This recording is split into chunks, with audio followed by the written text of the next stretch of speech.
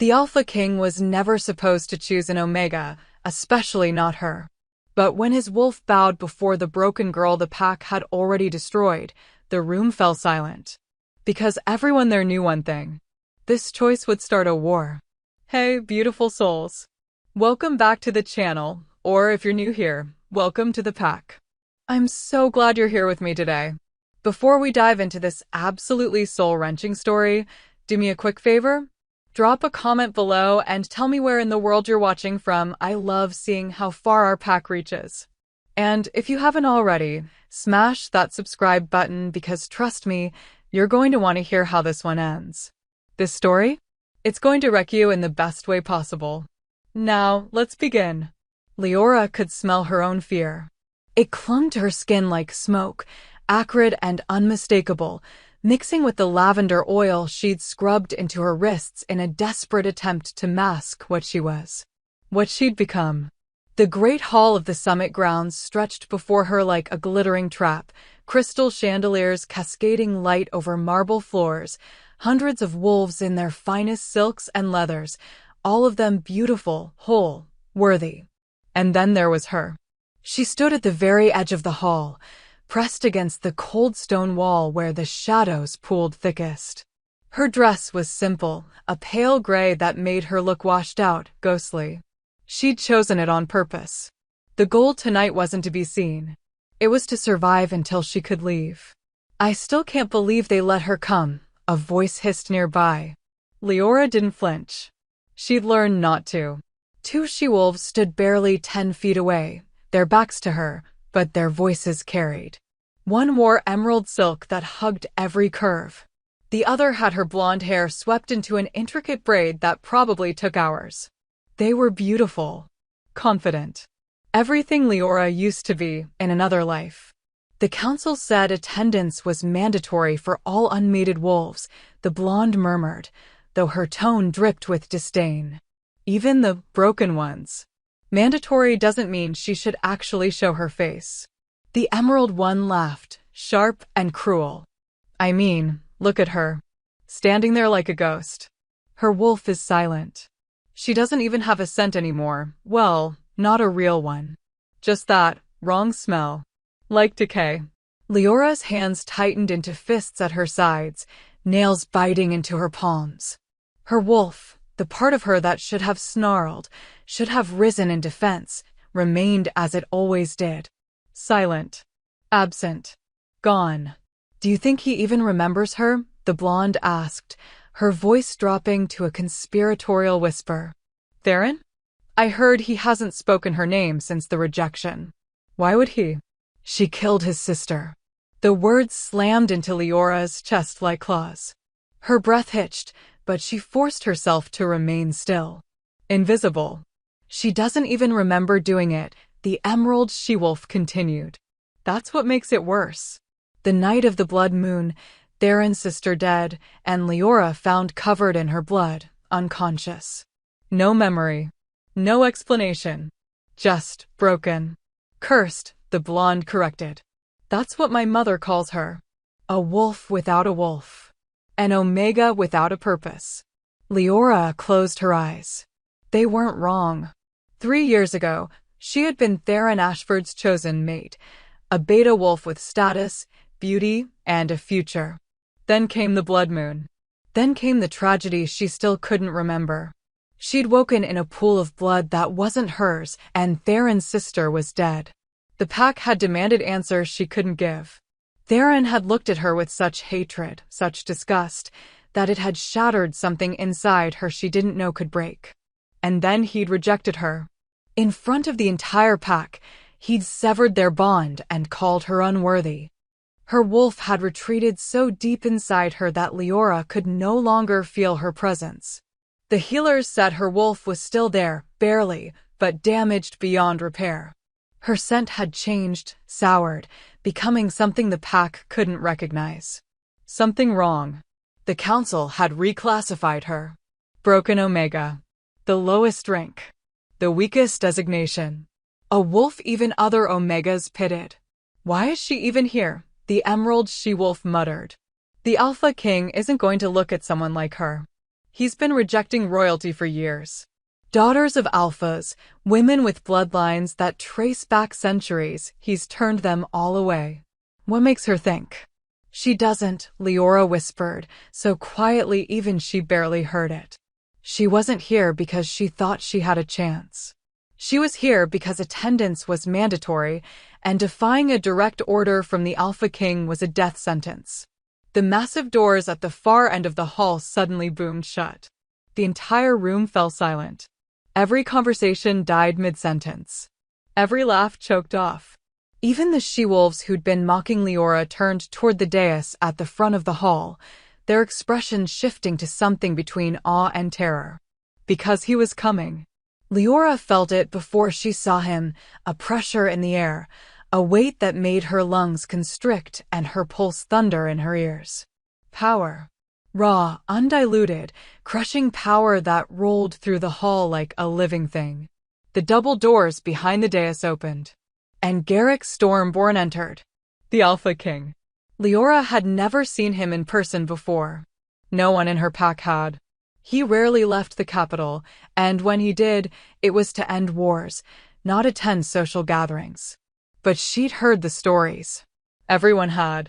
He was a monster in wolf skin. Ruthless. Untouchable. A king who'd taken the throne at 17 after slaughtering the traitors who'd killed his parents, and who'd spent the last decade crushing any pack that dared challenge his rule. He was also, she realized with a jolt of shock, devastatingly beautiful. Tall, taller than any wolf she'd ever seen, with shoulders broad enough to block out the light. His hair was black as midnight, slightly too long, brushing the collar of the dark shirt he wore. His jaw was sharp, brutal, the kind of face that looked carved from stone. But it was his eyes that stole her breath. Silver. Not gray. Not pale blue. Silver. Like moonlight given form.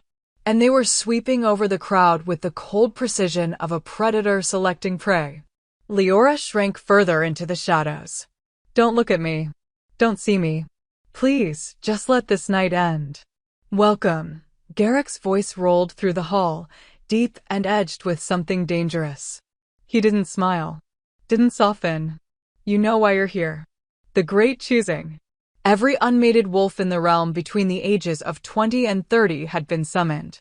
It happened once every decade, a chance for the Alpha King to select his queen. His mate. The woman who would stand beside him and help him rule. For years, Garrick had refused. But this year, the council had given him an ultimatum. Choose, or we choose for you. I will walk among you, Garrick continued, his silver eyes still scanning the crowd. If I find my mate, I will claim her. If I do not, you will all return to your packs, and we will not speak of this again. Murmurs rippled through the hall. Anticipation. Hope. Fear. Garrick descended the dais steps, and the crowd parted before him like water. He moved with the grace of a predator, silent, controlled, every step deliberate. She-wolves preened as he passed, lifting their chins, arching their backs, desperate to catch his attention. He ignored them all. Leora's heart pounded so hard she thought it might crack her ribs. She pressed herself flatter against the wall, praying the shadows would swallow her whole. Just stay invisible. Just stay. Garrick stopped walking. His head turned. Slowly. And his silver eyes locked directly onto her. No. No, no, no. Leora's breath caught in her throat. The entire hall seemed to tilt. Because the Alpha King, the most powerful wolf in the realm, the male who'd rejected princesses and royalty, was staring at her. And his wolf? She could feel it. Rising. Reaching. Kneeling. Okay, loves, I need you to drop a comment right now and tell me, do you think Garrick recognizes her? Or is something else going on? I want to hear your theories. Garrick Stormborn had smelled many things in his life. Blood. Battle. Betrayal. But he had never smelled anything like this. Lavender and ash. Moonlight buried under smoke. A scent so faint, so fractured, that it should have been forgettable. Instead, it was destroying him. His wolf, The beast he'd kept chained and controlled for over a decade lurched inside him. Not in aggression. Not in challenge. In recognition. In submission. His wolf, the apex predator that had torn apart armies and brought alphas to their knees, was bowing before a she-wolf pressed against the wall like she wanted to disappear into it. Impossible. Garrick's jaw locked. His hands curled into fists at his sides as he fought to maintain control. Around him, the crowd had gone deathly silent. He could feel their confusion, their shock, radiating through the hall like a physical thing. Because he hadn't just stopped walking. He'd frozen. And every eye in the room was now following his gaze to the corner where the shadows pooled deepest, and where a small, pale figure stood utterly still, her dark eyes wide with something that looked like terror. She was trembling. He could see it even from here, the way her hands shook, the way her breathing had gone rapid and shallow. She wore a dress the color of smoke, shapeless and plain, clearly chosen to make her invisible. Her dark hair hung loose around her face, partially obscuring her features. But Garrick didn't need to see her clearly. His wolf already knew. Mate. The word echoed through every cell in his body, primal and undeniable. Our mate. No, Garrick breathed, so quietly that only those closest to him could hear. It can't be. But his feet were already moving. Not away. Toward her. Leora couldn't breathe. The Alpha King was walking toward her. Every step he took seemed to shatter the air between them, closing the distance with terrifying inevitability. Wolves scrambled out of his path, their expressions ranging from confusion to outrage. Run, her mind screamed. Run, run, run. But her body wouldn't obey. She was frozen, pinned in place by the weight of his gaze. Those silver eyes hadn't left her face, hadn't even blinked, and the intensity in them made her feel like she was being seen for the first time in 3 years. Like he was looking past her skin, past her scars, straight into the broken, hollow thing she'd become. Move, someone hissed nearby. Get out of his way. But Leora couldn't move. And Garrick didn't stop. He walked past Lady Seraphina Blackthorn, whose family had ruled the Northern Territories for 8 generations. Past Celeste Ravencroft, whose beauty was so legendary that songs had been written about her. Past a dozen ranked she-wolves, each one perfect, powerful, worthy. And he stopped directly in front of Leora. The air between them crackled with something that made her skin prickle. Up close, he was even more devastating, taller than she'd realized, broad-shouldered and powerful in a way that made her feel impossibly small. His scent hit her like a physical blow, pine and winter storms, cold and clean and sharp. For 3 years, Leora's wolf had been silent. For 3 years, she'd felt nothing but emptiness where her wolf should have been. But now, something stirred. Deep inside her, so faint she almost thought she'd imagined it, her wolf whimpered. Not in fear. In longing. Garrick's eyes narrowed slightly, as if he'd heard it too. His gaze raked over her face, studying her with an intensity that made her want to look away. But she couldn't. She was caught, trapped in the silver of his eyes like a moth in moonlight. What's your name? His voice was low, rough, edged with something she couldn't identify. Leora's throat had gone completely dry. Around them, she could hear gasps, whispers, the rustle of silk as people craned their necks to see what was happening. Leora, she managed, and hated how broken her voice sounded. Leora Ashwin. Something flickered in Garrick's expression. Recognition? No, it was darker than that. Older. Ashwin, he repeated, and the way he said it made the name sound like a verdict. Of the Silver Pine Pack. It wasn't a question. Leora nodded, unable to speak. The broken Omega, a voice said from somewhere in the crowd. Leora couldn't see who'd spoken, but she heard the contempt clearly. Your Majesty, she's not even ranked. Her wolf is silent. She was rejected, another voice added, female this time, sharp with disdain. By Beta Theron Ashford. For murder. The word hung in the air like poison. Leora flinched, her eyes dropping to the floor. Shame burned through her chest, hot and familiar. This was why she'd stood in the shadows. This was why she'd wanted to be invisible. Because the moment anyone looked at her, they saw only one thing. Broken. Look at me. Garrick's voice cut through her spiral like a blade. Leora's head jerked up involuntarily, and she found herself staring once again into those impossible silver eyes. Did you kill her? Garrick asked, his tone utterly neutral. Theron Ashford's sister. Did you take her life? The entire hall seemed to hold its breath. Leora's hands were shaking so badly now that she had to clasp them together to keep them still. I don't know, she whispered. I don't remember. I woke up covered in her blood, but I can't. She's lying, someone spat. She's. Silence.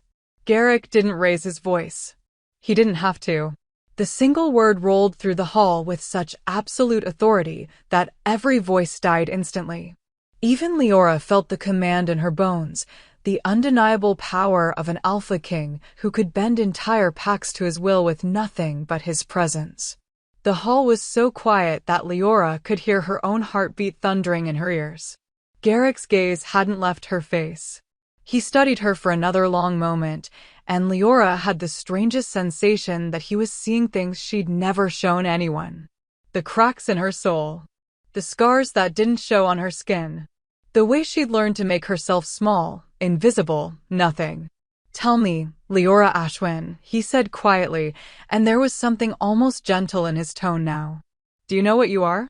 Leora's breath hitched. I'm broken. No. The word was soft, but it carried the weight of absolute certainty. You are not broken, Garrick said, and his hand rose slowly, carefully, giving her time to pull away until his fingers brushed the side of her face. The touch sent electricity racing through her entire body. Leora gasped, her eyes going wide. Because her wolf, her silent, absent wolf, had just responded. Not with fear. With recognition. You are mine, Garrick said, and his voice dropped to a low rumble that resonated in her chest. And I am claiming you. The hall erupted. Your Majesty, you can't be serious. She's an Omega. A broken Omega. This is madness. The Council will never. She murdered someone. Voices overlapped, rising in pitch and fury. Leora could see the shock on every face, the outrage, the disbelief. She saw Lady Seraphina's expression twist with rage. Saw Celeste Ravencroft's perfect face go pale with fury. But Garrick didn't move. His hand remained against Leora's cheek, gentle despite the chaos erupting around them. His thumb brushed across her cheekbone in a gesture so tender it made her chest ache. You're afraid, he murmured, and it wasn't a question. Leora nodded, unable to speak. Good, Garrick said. So am I. Before she could process that impossible admission, he turned to face the crowd. And the expression on his face made every wolf in the hall take a step back. I am Garrick Stormborn, he said, his voice cutting through the chaos like a blade through silk. Alpha King of the Realm. And I have made my choice. Your Majesty, please reconsider. An older man stepped forward, his robes marking him as a council member. The girl is damaged. Her wolf is hers, Garrick interrupted, and there was ice in his tone now. And she is mine. I have claimed Leora Ashwin as my mate and future queen. If anyone in this hall has an objection. He paused, his silver eyes sweeping over the crowd with predatory focus. Speak now. The silence that followed was absolute. Leora could feel the weight of hundreds of stares, could sense the fury and confusion rolling off the crowd in waves. But no one spoke. No one dared. Because they all knew what that pause meant. It was a challenge. And challenging the Alpha King was suicide. No, Garrick's lips curved into something that wasn't quite a smile. Then let me be perfectly clear. He released Leora's face and took a single step forward, his presence expanding to fill the entire hall.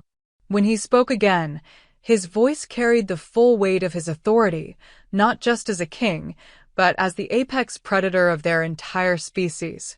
Leora Ashen is under my protection. She is my chosen mate. And if anyone, council member, alpha, or otherwise, attempts to harm her, question her, or speak against her claim. His eyes flashed, and for just a moment, Leora could have sworn they turned pure silver. I will burn your pack to the ground and salt the earth where it stood. The threat hung in the air like smoke. Do we understand each other? Slowly, reluctantly, heads began to nod. Garrick held the silence for another beat, then turned back to Leora. The terrifying Alpha King who'd just threatened genocide vanished, replaced by something softer. Almost uncertain. He extended his hand toward her. Will you come with me? He asked quietly. Leora stared at his hand. At the impossible choice being offered. She could refuse. She could stay here, return to her pack, go back to being invisible and broken and nothing. Or she could take his hand and step into a future that terrified her more than anything she'd ever known. Her fingers trembled as she reached out and placed her hand in his. Garrick's fingers closed around hers, warm and solid and real. Then let's go, he murmured. Before they remember how to be stupid. He led her through the crowd, which parted before them like water. Leora kept her eyes on the floor, unable to look at the faces around her. But she could feel their stares, hear their whispers. The broken Omega. The Alpha King's mate. This will start a war. As they reached the doors, Garrick paused and glanced back at her. You're shaking, he observed. I'm terrified, Leora admitted. For the first time, something that might have been a smile crossed Garrick's face. Good, he said again. That means you're smart. And then he pulled her through the doors, away from the crowd, away from the stares and whispers and hatred, into a future neither of them could have predicted. Garrick's private wing of the summit grounds was nothing like the opulent hall they'd just left. It was quieter, darker. The corridors were lined with ancient stone instead of marble, and the torches that lit their way cast dancing shadows across the walls. Leora's hand was still clasped in Garrick's, his grip firm but not painful, as if he expected her to bolt at any moment. He wasn't wrong. Every instinct she had was screaming at her to run, to pull away from this impossibly powerful male who'd just claimed her in front of the entire realm. But another part of her, the part where her wolf had stirred for the first time in 3 years, was pulling her toward him with a force she couldn't explain. Where are we going? Leora asked, her voice barely above a whisper. Somewhere we can talk, Garrick replied without looking back. Without an audience.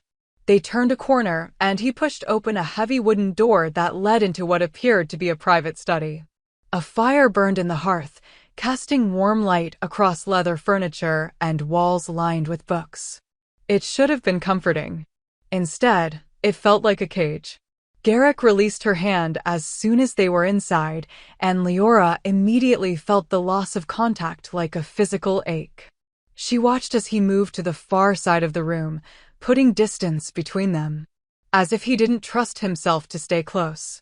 Sit, he said, gesturing to one of the chairs near the fire. Leora remained standing. Why did you choose me? The question came out sharper than she'd intended, edged with 3 years of pain and confusion. Garrick turned to face her, and in the firelight, his features looked almost harsh. Beautiful, but cruel. Because my wolf recognized you, he said simply. That's not an answer. It's the only answer I have. Garrick's jaw tightened. The moment you lifted your head in that hall, my wolf, he cut himself off, shaking his head. It doesn't matter. What matters is that you're here now and you're safe. Safe? Leora let out a bitter laugh. You just declared me your mate in front of every ranked pack in the realm. You threatened to burn them down if they objected. How is that safe? Because now they can't touch you. The certainty in his voice made her chest tighten. Leora wrapped her arms around herself, suddenly cold despite the fire. You don't know what you've done, she whispered. You don't know what I am. Her voice broke. They're right. I'm broken. My wolf is silent. I can't even remember what happened the night Theron's sister died, but I woke up covered in her blood. Do you believe you killed her? The question was quiet, but it landed like a blow. Leora's throat constricted. I don't know. That's not what I asked. She looked up at him, meeting those impossible silver eyes. No, she admitted, the words scraping out of her. No, I don't believe I killed her. But I don't have any other explanation, and the entire pack. The pack is wrong. Garrick said it with such absolute conviction that Leora felt something crack inside her chest. How can you possibly know that? She demanded. You don't know me. You don't know anything about. I know your scent is wrong, Garrick interrupted, taking a step toward her. I know your wolf shouldn't be silent. And I know that when I touched you, something in you responded. Leora's breath caught. She couldn't deny it. That moment in the hall when his fingers had brushed her cheek, her wolf had stirred. Actually stirred. After 3 years of nothing but emptiness. What does that mean? She whispered. It means, Garrick started, then stopped abruptly. His expression shifted, became guarded. It means we have time to figure this out. He was hiding something. Leora could see it in the way his shoulders tensed, in the way he wouldn't quite meet her eyes. But before she could press him, the door to the study burst open. A man strode in tall, broad-shouldered, with dark hair and eyes that flashed with barely contained fury. He wore the insignia of the royal guard on his chest. Are you out of your mind? The man snarled, slamming the door behind him. Good evening to you too, Roman, Garrick said dryly. Roman, the king's beta, Leora realized looked like he wanted to put his fist through a wall. The council is losing their collective shit. Half the alphas are demanding an emergency session. Lady Seraphina's father is threatening to withdraw his territories from your rule. He jabbed a finger toward Leora without looking at her. And you chose her? The broken Omega everyone knows is. Careful, Garrick said softly. The single word made Roman's jaw snap shut. The temperature in the room seemed to drop 10 degrees. Leora could feel the power rolling off Garrick now, not the controlled authority he'd shown in the hall, but something darker, older, more dangerous. That's my mate you're talking about, Garrick continued, his voice still quiet but edged with menace. And if you value your tongue, you'll choose your next words very carefully. Roman stared at him for a long moment, then dragged a hand through his hair. Garrick, I'm trying to help you. Do you have any idea what you've just done? I claimed my mate. You claimed a liability. Roman finally looked at Leora, and his expression was more pitying than cruel. No offense. Some taken, Leora muttered. She's accused of murder, Roman pressed. Her own pack rejected her. Her wolf is silent. The council is never going to accept. The council doesn't have a choice. The council has every choice. Roman's voice rose. They can declare the bond invalid. They can force you to choose another mate. They can. They can try, Garrick interrupted. And they'll die trying. The certainty in his voice sent chills down Leora's spine. Roman shook his head slowly. You're going to start a war over this. Over her. Yes, Garrick said simply. I am. The room fell silent. Leora's mind was reeling. This couldn't be happening. This powerful, terrifying Alpha King couldn't actually be willing to risk everything, his throne, his alliances, his entire realm, for a broken Omega he'd met less than an hour ago. It was insane. It was impossible. Why? The word burst out of her before she could stop it. Why would you do that? You don't even know me. Garrick turned to look at her, and the expression on his face made her breath catch. Because I've been waiting for you my entire life, he said quietly. And now that I've found you, I'm not letting you go. Not for the council. Not for the Pax. His silver eyes blazed. Not for anything. Before Leora could respond, another sound cut through the tension, a sharp, rhythmic knock on the door. Roman moved to answer it, and a young woman in servant's clothes entered, her face pale. Your Majesty, she said, her voice shaking slightly. There's someone here demanding to see you. He says it's urgent. Tell them I'm busy, Garrick said without looking away from Leora. He says his name is Theron Ashford, the servant continued. And he's demanding the return of his property. The air in the room turned to ice. Leora felt the blood drain from her face. No. No, please. His what? Garrick's voice was deceptively soft. The servant swallowed hard. He says the Omega you claimed still bears the remnants of their rejected bond. He says she belongs to his pack, and that you have no right to send him in. Garrick, Roman started. Now. The servant fled. Leora was shaking so badly she had to grab the back of a chair to stay upright. She hadn't seen Theron since the rejection. Hadn't heard his voice in 3 years. The thought of facing him now here, with Garrick. Breathe, Garrick murmured, suddenly at her side. His hand came to rest on the small of her back, steadying her. He can't hurt you. I won't let him. You don't understand, Leora whispered. He hates me. He blames me for his sister's death. If he's here. The door opened, and Theron Ashford walked in. He looked exactly as Leora remembered, tall and handsome, with golden hair and the confident bearing of a beta wolf. But there was something harder in his face now, something cruel in the set of his mouth. His eyes found Leora immediately, and the hatred in them made her want to disappear. So it's true, Theron said, his voice dripping with disgust. The Alpha King has claimed my pack's trash. Garrick moved so fast that Leora didn't even see him. One moment he was beside her, the next he had Theron slammed against the wall, his forearm pressed against the other man's throat. I'm going to give you one chance to rephrase that, Garrick said quietly. Theron's eyes bulged, but he managed to choke out, she's a murderer. She's mine. Garrick's voice dropped to a growl that raised every hair on Leora's arms. And you rejected her. Which means you have no claim, no rights, and no reason to be in this room. The bond, Theron gasped. Remnants, still there. Then I'll sever them myself. Garrick released Theron, who slumped against the wall, gasping for air. But the Alpha King wasn't done. He turned to face Theron fully, and the power that rolled off him now made the room feel too small. You rejected her, Garrick said, each word precise and cutting. You called her unworthy. You let your pack treat her like something broken and disposable. And now you have the audacity to come here and claim ownership. She killed my sister, Theron snarled. Did she? Garrick's eyes narrowed. Were you there? Did you see it happen? She was covered in Elena's blood. That's not an answer. Theron's face twisted with rage. The healers examined her. They found Elena's blood under her nails, her DNA on. And what did Leora say happened? She doesn't remember. Theron spat. Convenient, isn't it? My sister's dead, and the last person to see her alive conveniently has no memory of that night. Or, Garrick said softly, someone made very sure she wouldn't remember. The implication hung in the air like poison.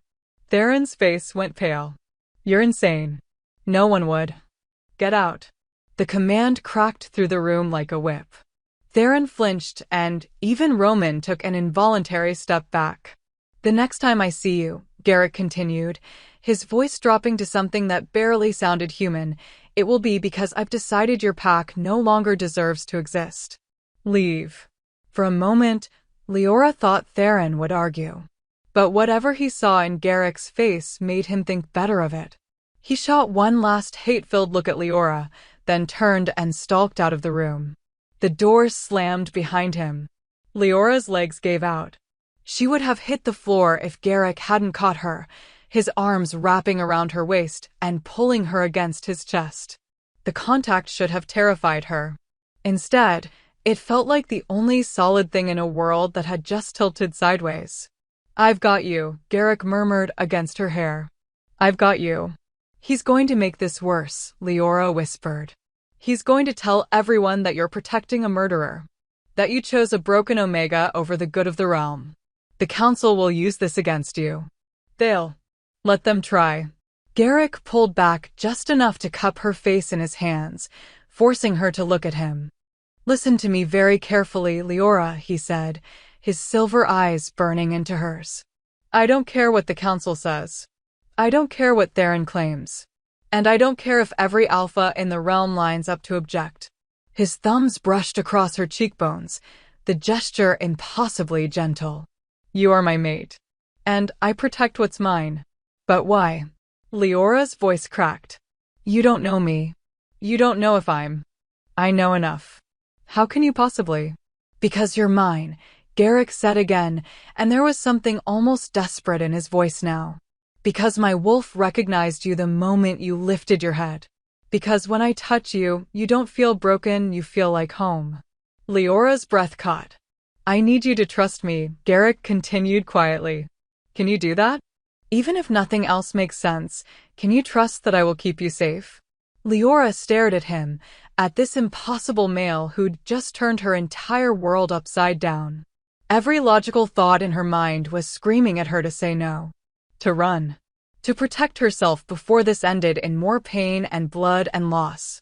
But deep inside her, in the place where her wolf had been silent for 3 years, something was stirring again.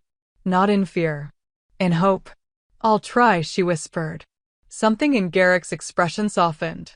That's all I'm asking.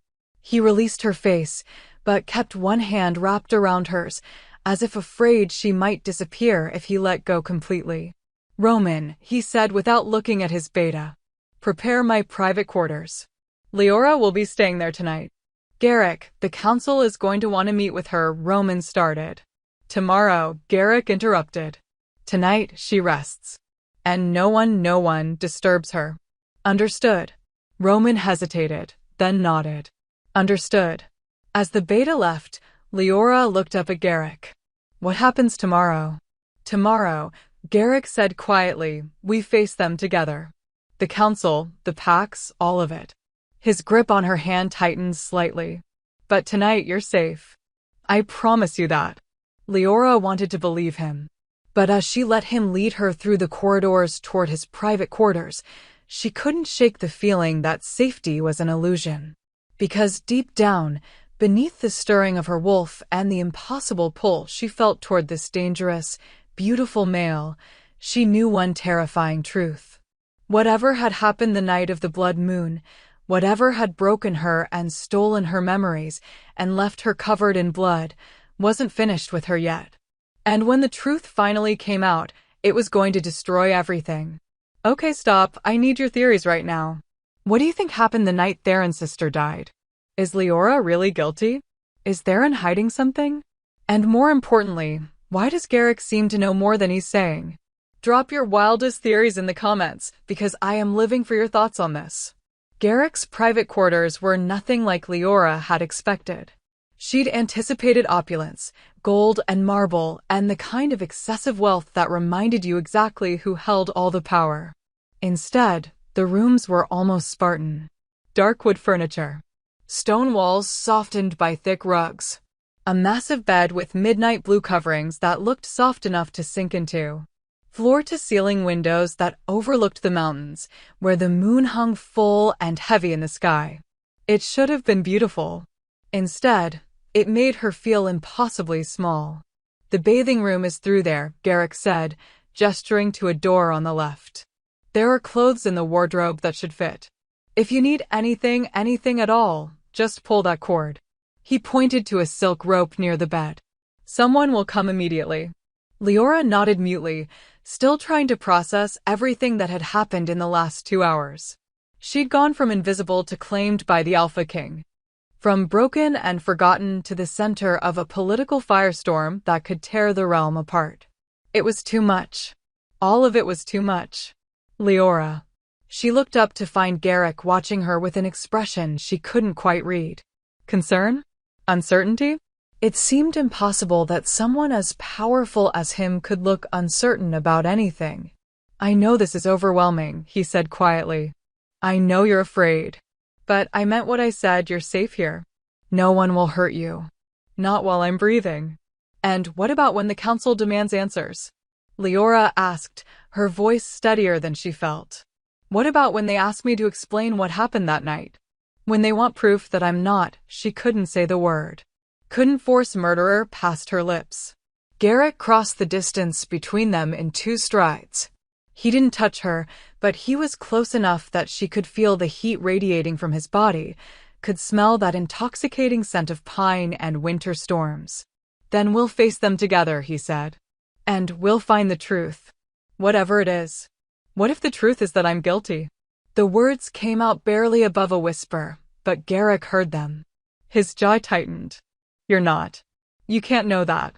Yes, he said, his silver eyes boring into hers. I can.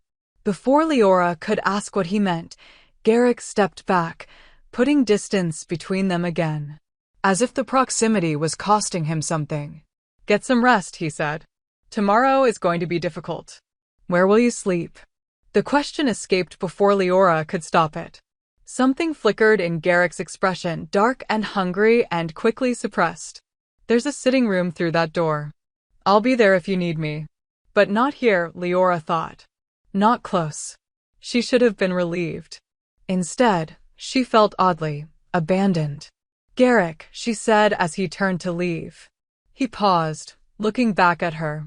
Why do you keep your distance from me? Is it because you think I'm... No, the word was sharp, almost harsh. It's because if I stay too close, I won't be able to stop myself from touching you. And if I touch you, he trailed off, his hands curling into fists at his sides. It's not safe. Not yet. Not safe for who? For both of us. And then he was gone, disappearing through the door and leaving Leora alone in a room that suddenly felt far too large and empty. Leora didn't sleep. She tried. She bathed in water that smelled of lavender and honey, washing away the remnants of the disastrous evening. She changed into a soft nightgown she'd found in the wardrobe, silk that whispered against her skin.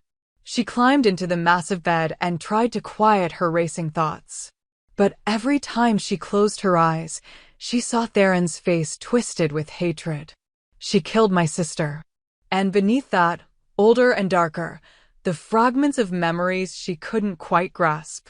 Blood on her hands. Screaming. A sensation of falling into darkness, while something inside her broke. At some point past midnight, Leora gave up on sleep entirely.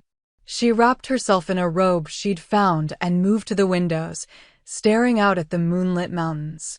The full moon seemed to pulse with its own heartbeat, and Leora felt an answering pull deep in her chest. Her wolf. For 3 years, that part of her had been silent. Dead, the healers had said. Damaged beyond repair. But tonight she'd felt it stir. Twice now. Once when Garrick had touched her in the Great Hall, and again when he'd held her after Theron left. What did it mean? A sound made her turn. The door to the sitting room had opened, and Garrick stood in the doorway. He'd removed his formal jacket and now wore only a white shirt with the sleeves rolled to his elbows. His dark hair was disheveled, as if he'd been running his hands through it. You should be sleeping, he said. So should you. I don't sleep much on full moons. Garrick moved into the room, his movements careful, controlled. My wolf gets restless. Is that why you won't come near me? Leora asked. Because it's a full moon and your wolf is. My wolf wants to claim you properly. The words came out rough, almost pained. To complete the mate bond. To mark you so thoroughly that every wolf in the realm will know you're mine. His silver eyes flashed. And you're not ready for that. Not after everything that's happened tonight. Leora's breath caught. The mate bond. She'd almost forgotten claiming someone publicly was one thing, but completing the bond required intimacy. A physical and spiritual connection that would tie them together for life. The thought should have terrified her.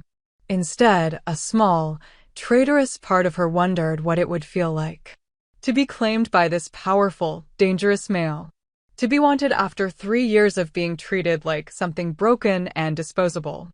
What if I said I was ready? The words escaped before she could stop them. Garrick went very still. Leora. I'm not saying I am, she added quickly. I'm just asking. Hypothetically.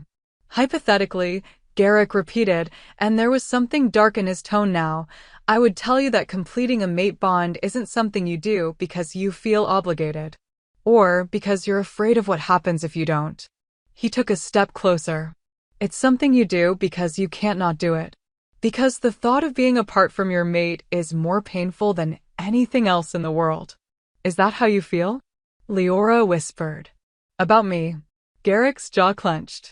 For a long moment, he didn't answer. Then, from the moment I saw you, my wolf has been clawing at me to complete the bond. Every instinct I have is screaming at me to mark you, claim you, make you mine in every way possible. His hands curled into fists again.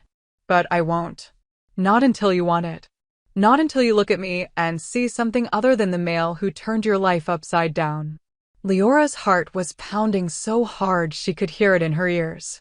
She crossed the room slowly, watching as Garrick tracked her movement with predatory focus. You want to know what I see when I look at you? She asked. Probably someone terrifying.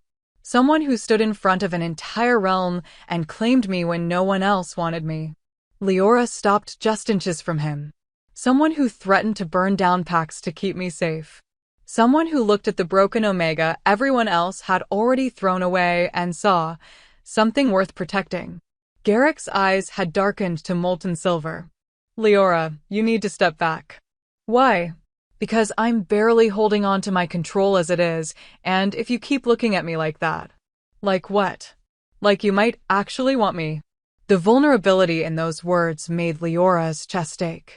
This powerful Alpha King, this male who could command armies and destroy packs with a word, was standing before her looking almost uncertain. I don't know what I want, Leora admitted. Everything is happening so fast, and I'm terrified and confused, and I don't understand why my wolf is responding to you when she's been silent for 3 years. She paused. But I know I don't want to be alone tonight. Garrick closed his eyes. Don't ask me that. I'm not asking you to complete the bond. I'm just asking you to stay. Leora's voice dropped to barely above a whisper. Please. For a long moment, Garrick didn't move. Then, slowly, he opened his eyes. If I stay, he said quietly, I stay on top of the covers. Fully clothed. And you stay on your side of the bed. Okay. And if at any point you want me to leave, I'll tell you. Garrick studied her face, searching for something. Whatever he found must have satisfied him, because he nodded once. All right. They moved to the bed in silence. Leora climbed under the covers, her heart still racing, while Garrick settled on top of them, keeping a careful distance between them. He stared up at the ceiling, every line of his body tense. Garrick. Yes. Why does my wolf respond to you? She felt him go still beside her. When he spoke, his voice was carefully neutral. What do you mean? For 3 years, I felt nothing where my wolf should be. Just emptiness. But when you touch me, she stirs. Leora turned her head to look at him. Why? Garrick was quiet for so long that Leora thought he wouldn't answer.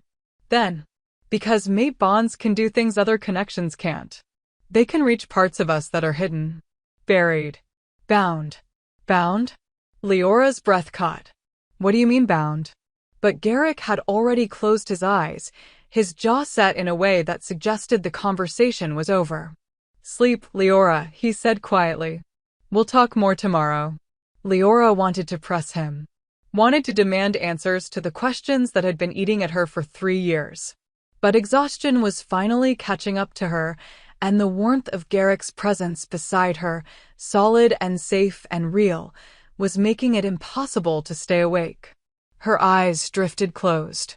And for the first time in 3 years, Leora dreamed. She was running through a forest, branches tearing at her skin and clothes. Someone was chasing her, something dark and terrible that made her wolf howl in terror. You can't run forever, a voice whispered in the darkness. We bound you once. We can do it again. No, Leora screamed, but her voice came out wrong, distorted, broken. Please. Hands grabbed her, yanking her backward. She fell, and there was blood everywhere on her hands, her clothes, soaking into the earth beneath her. And standing above her, silhouetted against the full moon, was a figure she couldn't quite see. But she knew, somehow she knew, that this was the person who'd broken her. Forget, the figure commanded, and power rolled through the word like thunder. Forget everything. Something inside Leora shattered. She woke gasping, her body jerking upright so violently that she nearly fell out of bed. Strong arms caught her before she could, pulling her against a warm chest. "Easy," Garrick's voice rumbled against her ear. "Easy, you're safe." It was just a dream. No, Leora choked out. No, it wasn't. It was a memory. She felt Garrick go rigid. "What did you see?" "Someone bound me." The words tumbled out in a rush. "That night, the night Theron's sister died, someone bound my wolf. They commanded me to forget, and something inside me broke," and her voice cracked. "Garrick, I didn't kill Elena. I couldn't have. My wolf was already bound by the time." She cut herself off, realization crashing over her like a wave. If her wolf had been bound before Elena died, then she couldn't have shifted. Couldn't have used her claws or teeth. Couldn't have committed murder as a wolf. Which meant someone else had killed Elena. And they'd made sure Leora would take the blame. "Who?" Leora whispered, looking up at Garrick with wide eyes. "Who would do that to me? And why?" Garrick's expression was grim. "That," he said quietly, "is what we're going to find out." Before Leora could respond, a sharp knock echoed through the room. Garrick released her immediately, moving to the door with predatory grace. "What?" he snapped. Roman's voice came from the other side, tight with urgency. "We have a problem. The council has called an emergency session. They're demanding to see you and Leora immediately. Tell them to wait until morning." "Garrick, they're not asking. They're demanding." A pause. "And they've brought a truth seeker." Leora's blood ran cold. A truth seeker. A rare type of wolf with the ability to compel absolute honesty from anyone they questioned. If the council had brought one, they weren't here to listen. They were here to prove she was guilty. And then they'd use that proof to force Garrick to reject her. Garrick's hands clenched into fists. "How long do we have?" "They're already waiting in the judgment hall," Roman said. "And Garrick?" "They brought Theron with them. As a witness." The room seemed to tilt. Leora looked at Garrick, at this male who'd promised to keep her safe, and saw her own fear reflected in his silver eyes. "What do we do?" she whispered. Garrick's jaw set with determination. He crossed the room and took her hands in his grip firm and steady. "We face them," he said. "Together. And we make them see the truth, all of it." His eyes blazed. "But Leora, I need you to trust me. No matter what they say, no matter what they try to make you believe, trust that I won't let them take you from me. Even if the truth seeker proves I'm guilty, you're not guilty." Garrick's voice was absolute. "And by the time this night is over, everyone in that hall is going to know it." He pulled her to her feet, and Leora felt her wolf stir again, stronger this time, as if responding to his certainty. "How can you be so sure?" she asked. Garrick's expression shifted into something almost feral. "Because I know what they did to you," he said quietly. "I know who ordered it. And I know why." His eyes met hers. "But before I can prove it, I need you to be brave one more time. Can you do that for me?" Leora's hands were shaking, but she nodded. "Good." Garrick released one of her hands, but kept the other clasped firmly in his. "Then let's go remind the council exactly who they're dealing with." As they moved toward the door, Leora couldn't shake the feeling that everything was about to change. That whatever truth came out in that judgment hall, it would shatter everything she thought she knew about herself, about her past, and about the male whose hand she was holding like a lifeline. Leora couldn't move, couldn't breathe, couldn't process what Garrick had just said. 7 years. 7 years of her life, of their life together, erased. Stolen. Made to disappear as if they'd never existed. "No," she whispered, shaking her head. "No, that's not, I would remember. I would know if I'd." "They didn't just erase the memories," Garrick said, his voice raw with pain. "They rewrote them. Made you believe you'd spent those years living a normal life in your pack. Training. Growing. Preparing to meet Theron." His hands were trembling now. "But that's not what happened." What really happened was... Stop. Leora took a step back, her newly awakened wolf howling in confusion and rage. Just stop. I can't, this is too much. All of it is too much. Leora. You knew. Her voice cracked. This entire time, you knew we had a history, and you didn't tell me. You let me believe. She pressed her hands to her temples, trying to make sense of the chaos in her mind. Why didn't you tell me the truth from the beginning? Because I couldn't. Garrick's composure finally shattered. Do you think I wanted to keep this from you? Do you think it didn't destroy me watching you look at me like a stranger? He took a step toward her, then stopped himself. The binding they placed on you wasn't just about your wolf. It was about us. If I'd told you the truth too soon, before the binding was broken, it would have killed you. How convenient, Leora said, and she hated the bitterness in her own voice. It's not convenient, it's true. Garrick ran a hand through his hair, desperation clear on his face. The binding was designed to protect itself. If you'd tried to remember me, tried to access those memories, the backlash would have stopped your heart. His voice dropped to barely above a whisper. I've spent 3 years searching for a way to break the binding without killing you. 3 years of watching you suffer from a distance, unable to help, unable to. 3 years. Leora's eyes widened. You knew where I was for 3 years and you never. I couldn't approach you. Garrick's voice rose. Every wolf in the realm was watching me. The council was waiting for me to make a move so they could finish what they started. If I'd gone to you, if I'd tried to help you, they would have killed us both. So instead you waited, Leora said coldly. You waited until the perfect moment to swoop in and play the hero. To claim me in front of everyone and... I waited, Garrick interrupted, his voice breaking, because I would rather spend 1,000 years watching you from the shadows than risk losing you forever. The words hung in the air between them. Leora felt tears burning behind her eyes, but she refused to let them fall. I don't even know who I'm supposed to be anymore. Am I the broken Omega who killed someone? Am I the Luna Queen the Council tried to destroy? Or am I someone else entirely, someone I can't even remember? You're all of them, Celeste said quietly. The truth seeker had remained silent during their exchange, but now she stepped forward. And you're none of them. The person you were 7 years ago is gone. The person you became under the binding is fading. Who you choose to be now, that's entirely up to you. That's not helpful, Leora said. Truth rarely is, Celeste replied. Her wide eyes found Leora's face. But here's another truth. The bond between you and the Alpha King isn't just destiny. It's not just fate. It's choice. 7 years ago, you chose him. And he chose you. The Council tried to destroy that choice, but they couldn't. Because real love, true mate bonds can't be erased.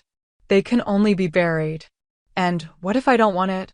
Leora's voice came out barely above a whisper. What if I don't want a bond one can't remember?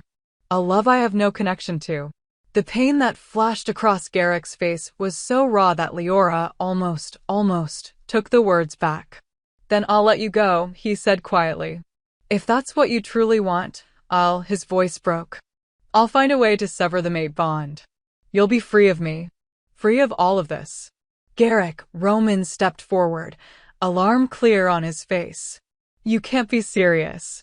Severing a true mate bond will kill me, Garrick finished. I know. His silver eyes never left Leora's face. But I survived losing her once. If she asks me to, I'll do it again. Even if it means I don't survive this time.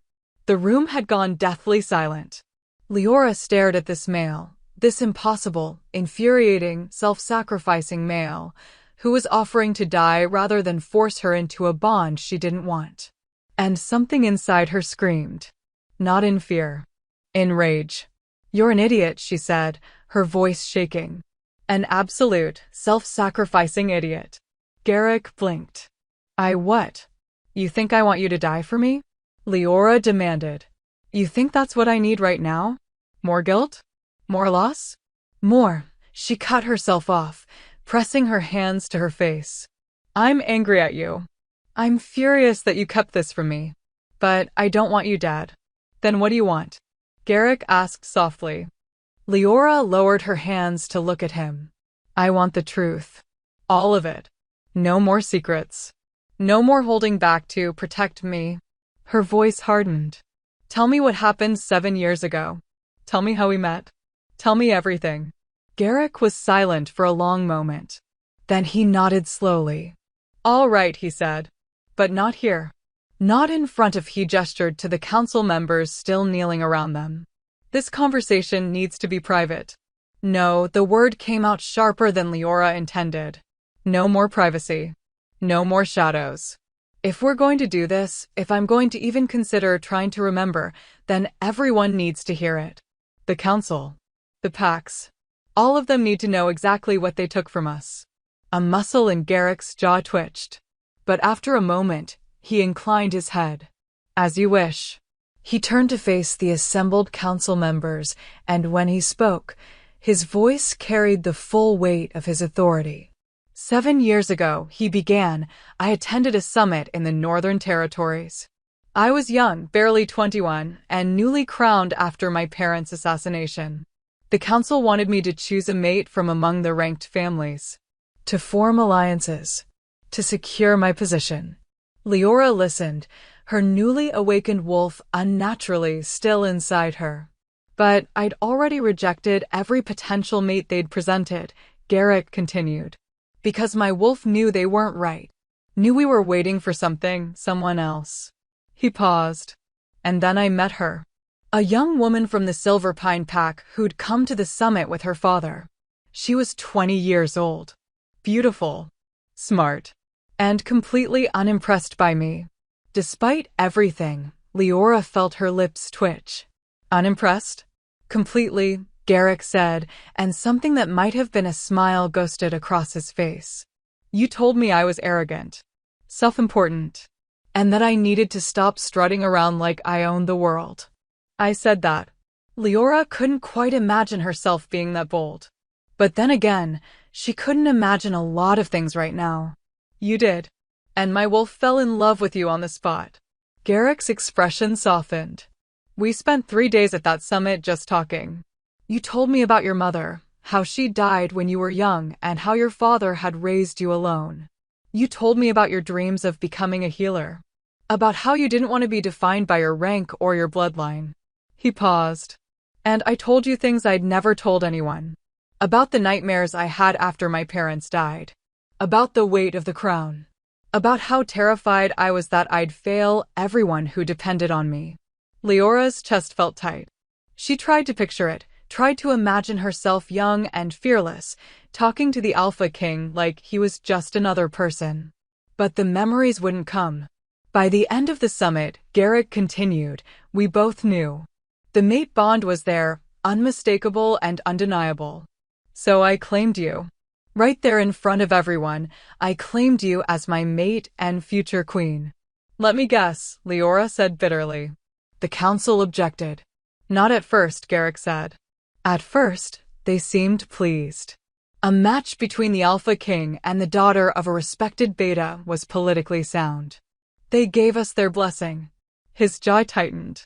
What they didn't know, what I didn't know, was what you really were.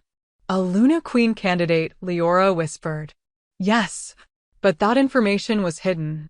Your mother had made sure of it before she died, had bound your power so deep that even you didn't know it existed.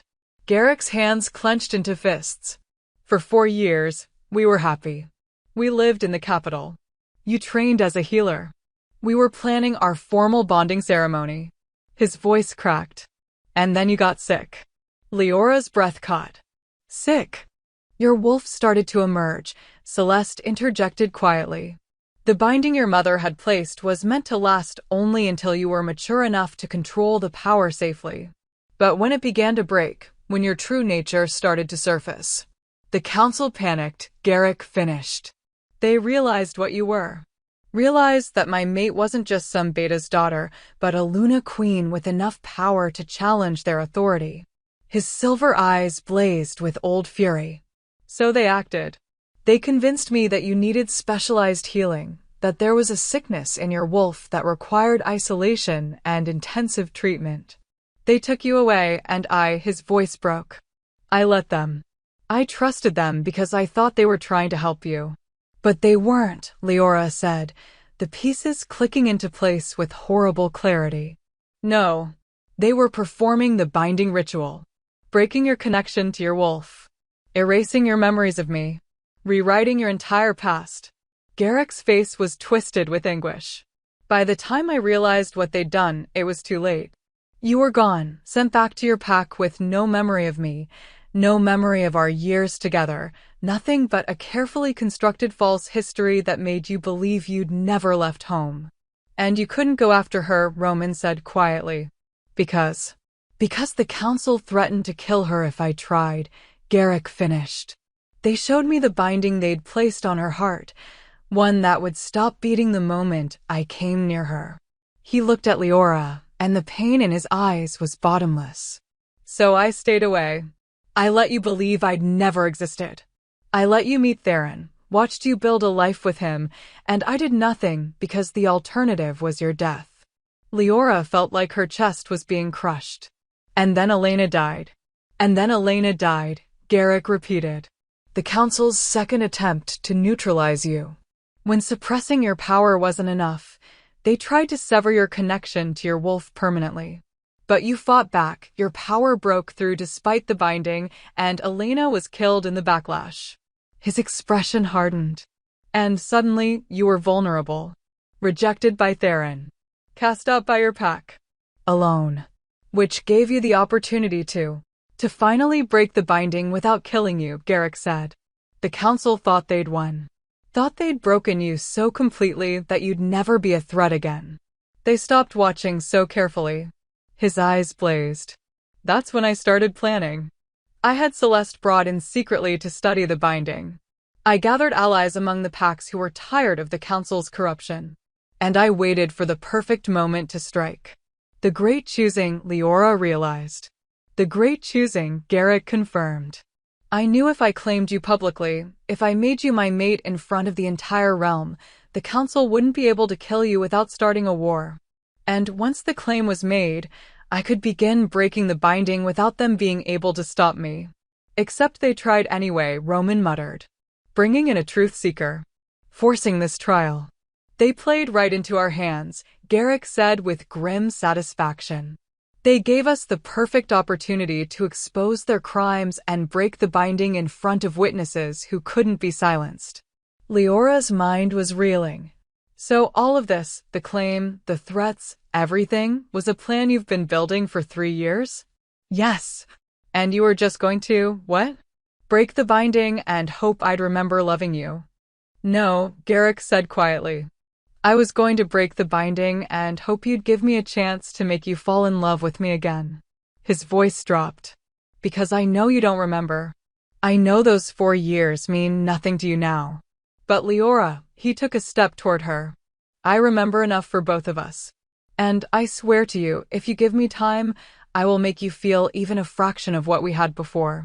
Leora wanted to scream. Wanted to rage at the unfairness of it all. She'd lost 7 years of her life. For years of happiness she couldn't remember. 3 years of suffering that could have been avoided if someone, if anyone, had just told her the truth. I need to get out of here, she said abruptly. Leora. I need space. I need time. Her voice broke. I need to figure out who I am without everyone watching me and waiting for me to become someone I can't remember being. Garrick's face fell, but he nodded. All right. Whatever you need. No, Marcus rose from where he'd been kneeling, his expression grave. I'm sorry, but that's not possible. Not right now. Excuse me. Garrick's voice dropped to something dangerous. The binding is broken, Marcus said carefully. Which means Leora's full power is now accessible. Power that she doesn't know how to control. Power that could be, he hesitated, volatile. What are you saying? Leora demanded. I'm saying that a Luna Queen's power is immense. And without proper training, without understanding how to channel it, it could be dangerous. Marcus looked genuinely apologetic. Not to you, necessarily. But to everyone around you. He's right, Celeste said quietly. I can feel the power radiating from you even now. It's wild. Untamed. like a storm barely contained. Her wide eyes found Leora's face. You need guidance. Training. Someone who can help you learn control before. A crack split the air. The floor beneath Leora's feet fractured, stones splitting in a web of cracks that spread outward from where she stood. The torches on the walls flared so bright they were nearly blinding. And power, raw, uncontrolled power, surged through the room in a wave that sent everyone except Garrick stumbling backward. Leora gasped, trying to pull the power back, but it was like trying to hold water in her hands. It just kept pouring out of her, responding to her emotions, her fear, her anger, her confusion, and she couldn't make it stop. Breathe. Garrick was suddenly in front of her, his hands on her shoulders. Leora, look at me. Breathe. I can't, it won't. Yes, you can. His silver eyes locked onto hers, steady and sure. You're not out of control. You're just overwhelmed. Your wolf is awake for the first time in 3 years, and she doesn't know her own strength yet. But you do. Deep down, you know how to do this. I don't remember. Then don't try to remember. Just feel. Garrick's voice dropped to that low, soothing rumble. Feel the power inside you. Don't fight it. Don't try to contain it. Just let it be. Let it settle. Leora closed her eyes and tried to do what he said. Tried to stop fighting the wild storm of power coursing through her veins and just accept it. It was like trying to befriend a hurricane. But slowly, so slowly, the power began to calm. The floor stopped cracking. The torches dimmed to normal levels. And Leora felt the chaos inside her settle into something that was still huge, still terrifying, but at least manageable. When she opened her eyes, Garrick was still there. Still steady. Still watching her with that mixture of concern and pride that made her chest ache. Better, he asked softly. A little. Leora's voice came out shaky. But Marcus is right. I don't know how to control this. And if I lose control again, then you'll need to stay here, Garrick said. In the capital. Where there are safeguards and protections. Where I can help you learn control. Where you can watch over me, you mean, Leora said bitterly. Where I can keep you safe, Garrick corrected. From yourself and from anyone who might try to use your current vulnerability against you. Leora wanted to argue. Wanted to insist she didn't need protection or help or anything from anyone. But another crack split the floor beneath her feet, and she had to accept the truth. She was dangerous right now. And until she learned control, she was as much a threat to herself as anyone else. Fine, she said, hating the defeat in her own voice. I'll stay. But she looked at Garrick. I need space. From you. From whatever we were. I can't process all of this with you hovering over me expecting me to remember something I can't. The pain on Garrick's face was visceral. But he nodded. I'll have quarters prepared for you, he said quietly. Separate from mine. You'll have privacy. Guards to ensure your safety, but they'll stay outside. And his voice roughened. I'll stay away unless you ask for me. Thank you. It was inadequate. Everything about this situation was inadequate. But it was all Leora had to offer. As Garrick turned to give orders to Roman, Celeste moved to Leora's side. A word of advice, the truth seeker said quietly. The memories you've lost, they're not gone. They're just buried. And the more time you spend with the Alpha King, the more they'll begin to surface. Is that supposed to make me feel better? Leora asked. No, Celeste said. It's supposed to prepare you. Because when those memories return, they won't come back gently. They'll come back all at once, 4 years of love and loss and pain hitting you like a tidal wave. And you need to be ready for that. Leora's blood ran cold. How do I prepare for something like that? Celeste's wide eyes seemed to see straight through her. You don't. You just survive it. She paused. And you decide whether what you had before is worth fighting for now. Before Leora could respond, Roman appeared at her elbow. Your quarters are ready, he said, his tone carefully neutral. If you'll follow me? Leora glanced back at Garrick one last time. He was standing with his back to her, shoulders tense, radiating a misery so profound it made her wolf whine in distress. She'd hurt him by asking for space, but she'd hurt herself more by staying. So Leora turned away from the male who claimed to have loved her for 7 years, the male she couldn't remember, and followed Roman into the darkness, not knowing that by morning, everything would change again. And the real nightmare was just beginning. I am emotionally compromised right now. They had 4 years together. 4 years of happiness that was stolen from them. And now Leora can't even remember, and Garrick is breaking apart, and I can't. Drop a comment and tell me, do you think Leora's memories will come back? Should she give Garrick a chance even though she doesn't remember their past? And what do you think is coming next? Leora's new quarters were beautiful, and she hated them. They were smaller than Garrick's rooms, but still luxurious. A bedroom with a 4-poster bed draped in silver silk, a sitting area with plush chairs arranged before a fireplace, windows that overlooked the eastern gardens where dawn was just beginning to break. It should have been comforting. Instead, it felt like a prison. Leora stood at the window, watching the sky lighten from black to deep purple to soft pink. She hadn't slept. Couldn't sleep. Every time she closed her eyes, she felt the wild power stirring inside her, threatening to break free again. And beneath that, worse, flickers of something that might have been memories. A laugh she didn't recognize as her own. Strong hands pulling her close. Silver eyes looking at her with such tenderness it made her chest ache. I love you, a voice whispered in her mind, deep and rough and achingly familiar. I will always love you, no matter what happens, no matter what they do to us. Leora pressed her forehead against the cool glass, willing the images away. They weren't real memories. They couldn't be. They were just her mind trying to fill in the gaps Garrick had created with his story. Weren't they? A soft knock made her turn. Come in, she called, expecting one of the servants. But it was Celeste who entered, her white eyes somehow finding Leora despite their blindness.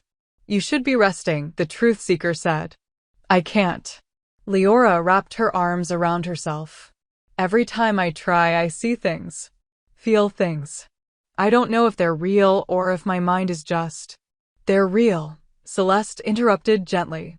She moved to stand beside Leora at the window. The binding is broken, which means the memories it suppressed are beginning to surface. What you're experiencing are fragments, pieces of your past trying to reassemble themselves. It hurts, Leora whispered. Why does it hurt? Because you're not just remembering what you lost, Celeste said. You're feeling what you lost. For years of love and joy and connection, all of it hitting you at once while you're still processing the trauma of the binding and everything that came after. She paused. It's overwhelming. But it's also necessary. I don't want it to be necessary, Leora said. I don't want to remember loving someone I don't know. I don't want to feel grief for a relationship I can't, her voice broke. This isn't fair. None of this is fair. No, Celeste agreed. It isn't. They stood in silence for a moment, watching the sun continue its slow rise. Can I tell you something? Celeste said finally. Something I saw when I looked into your truth? Leora nodded, not trusting her voice. I saw the moment you met him, Celeste said softly. 7 years ago, at that summit.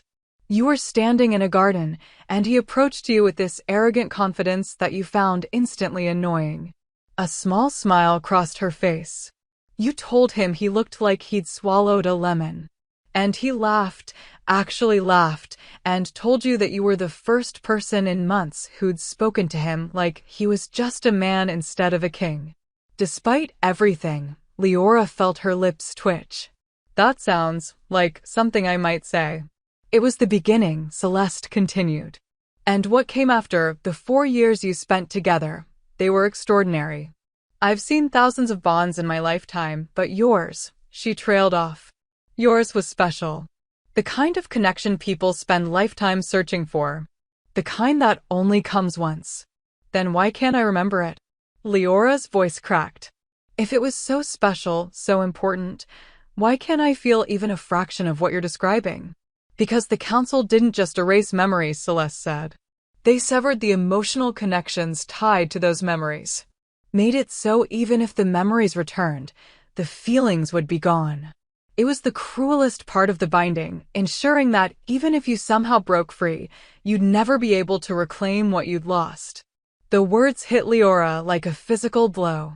So even if I remember everything, she whispered, I'll never feel the same way about him again? Celeste was quiet for a long moment. Then, I didn't say that. Leora turned to stare at her. But you just said. I said the emotional connections were severed. But that doesn't mean they can't be rebuilt. Celeste's white eyes seemed to glow in the dawnlight. Love isn't just memory, Leora. It's choice. It's action. It's looking at someone and deciding over and over again that they're worth fighting for. She paused. You may not remember loving Garrick. But that doesn't mean you can't choose to love him again. How? Leora demanded. How am I supposed to fall in love with someone who knows everything about me while I know nothing about him?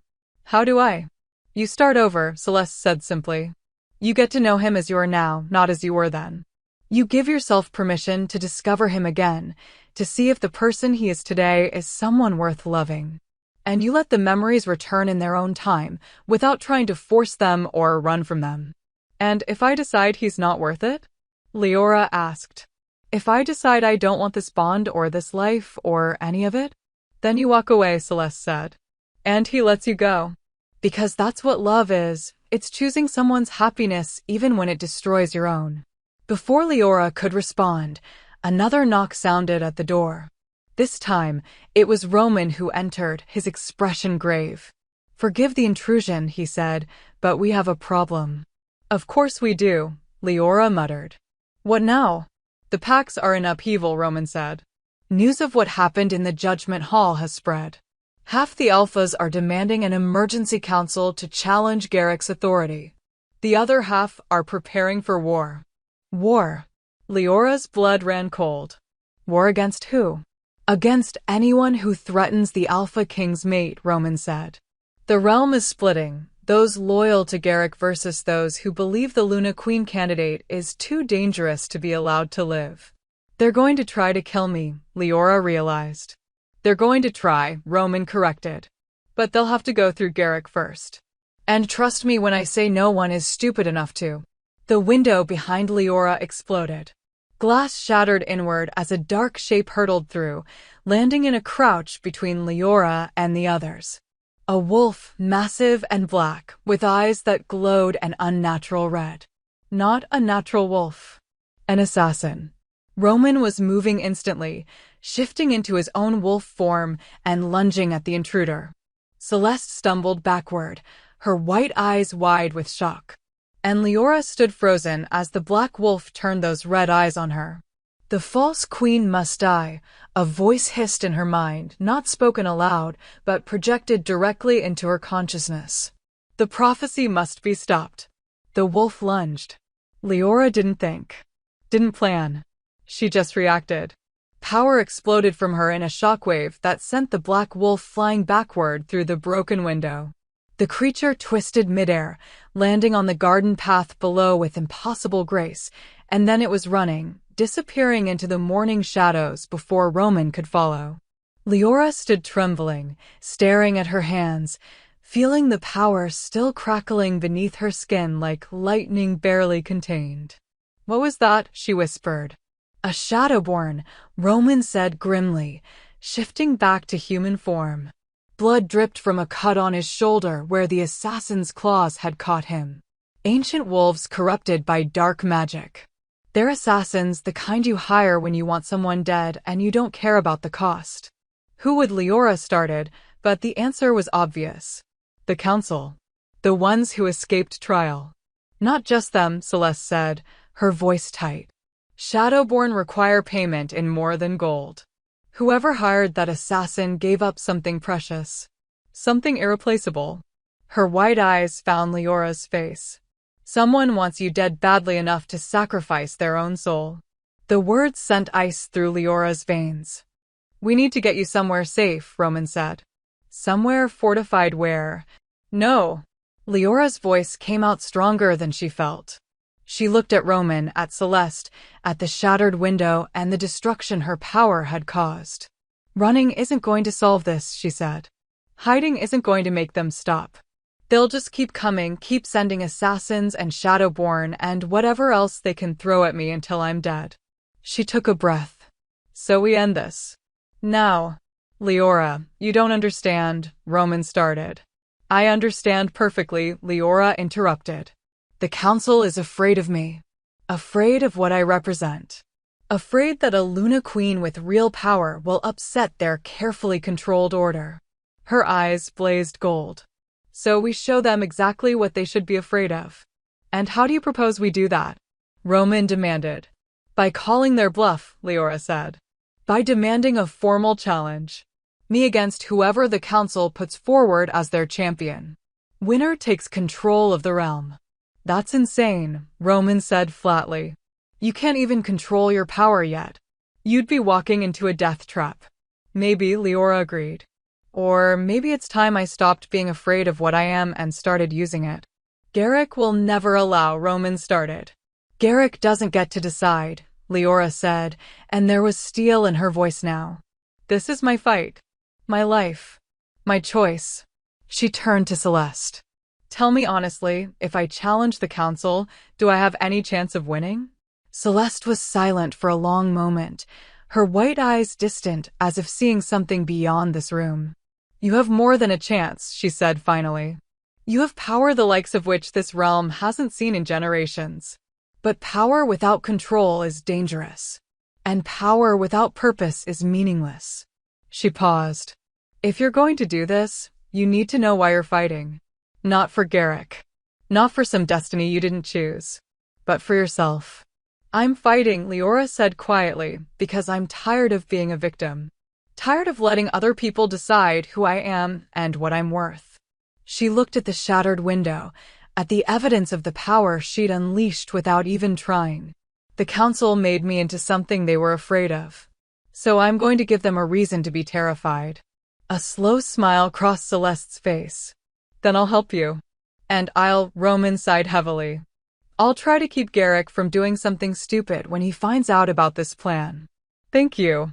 Leora turned back to the window, to the rising sun and the capital spreading out below. Somewhere out there, the council was plotting her death. Somewhere out there, wolves were taking sides in a war she hadn't asked for. And somewhere in this castle, Garrick was probably feeling the moment she'd unleashed her power, probably already running toward her, desperate to make sure she was safe. The thought made her chest tighten. She still didn't remember loving him. Still didn't feel the connection Celeste described. But she was starting to understand something important. Whether or not she remembered the past, she had to make a choice about the future. Run and hide and let the council continue destroying lives like they'd destroyed hers. Or stand and fight and show them exactly what a Luna Queen was capable of. The door burst open. Garrick stood in the doorway, his chest heaving like he'd run the entire way from his quarters. His silver eyes were wild, frantic, searching the room until they landed on Leora. I felt, he gasped. Your power, are you hurt? What happened? An assassin, Roman said. Shadowborn. They came through the window. Leora destroyed them with a single blast. Garrick's face went white. Shadowborn? That means his eyes snapped to Leora. We're leaving. Right now. I'm taking you somewhere safe, somewhere they can't. No. The words stopped him cold. Leora, you don't understand the danger. I understand perfectly, she said. And I'm done running. She moved toward him, watching as hope and fear warred in his expression. I'm challenging the council. A formal duel for control of the realm. And I need your help to do it. Absolutely not, Garrick said immediately. You're not ready. You barely have control of your power. They'll slaughter you. Then train me, Leora said. You keep telling me we were together for 4 years. That means you know me, you know how I move, how I fight, how my power works. So teach me. Help me remember what I've forgotten. No, Garrick's voice was raw. I won't help you walk into your own execution. Even if it's the only way to end this? Leora challenged. Even if it means the council keeps hunting me forever? Keeps hiring assassins and Shadowborn and destroying anyone who gets close to me? She took another step toward him. They'll kill you too, Garrick. Eventually. Because as long as I'm alive, you'll be trying to protect me. And they know that's your weakness. You're not a weakness, Garrick said fiercely. You're your mate, Leora finished. I know. You've made that very clear. She met his silver eyes steadily. But I need to know something. When you look at me, do you see me? Or do you see the woman you lost 7 years ago? Garrick flinched as if she'd struck him. Because if it's the second one, Leora continued quietly, then we're never going to work.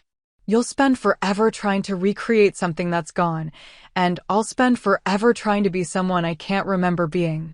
She paused. But if you can look at me, the broken, angry, terrified version standing in front of you, and see someone worth knowing, then maybe we have a chance.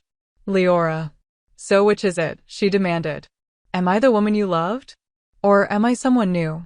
Garrick stared at her for a long moment, something crumbling in his expression. Then he crossed the distance between them in 2 strides and pulled her into his arms. You're both, he said, his voice breaking. You're the woman I loved and the woman I'm falling in love with all over again. You're every moment we shared and every moment we haven't had yet. He pulled back just enough to cup her face in his hands. And you're right. I have been trying to see you as you were instead of who you are. Because it was easier than accepting that I lost those years. That I lost you. Tears burned behind Leora's eyes. I don't know if I'll ever remember, she whispered. The memories are coming back, but the feelings Celeste says they might be gone forever. So I don't know if I'll ever love you the way I apparently did before. Then we'll find a new way, Garrick said. A better way. One that doesn't depend on the past, but builds toward a future. His silver eyes blazed. And if you want to challenge the council, if you want to fight for your right to exist and be powerful and be free, then I'll train you. I'll teach you everything I know. And I'll stand beside you when you face them. Even if it means I might lose? Leora asked. Even then, Garrick said. Because you're right, hiding isn't living. And I didn't fight for 3 years to get you back just so you could spend the rest of your life afraid. Leora felt something crack open in her chest, not a memory, but something new.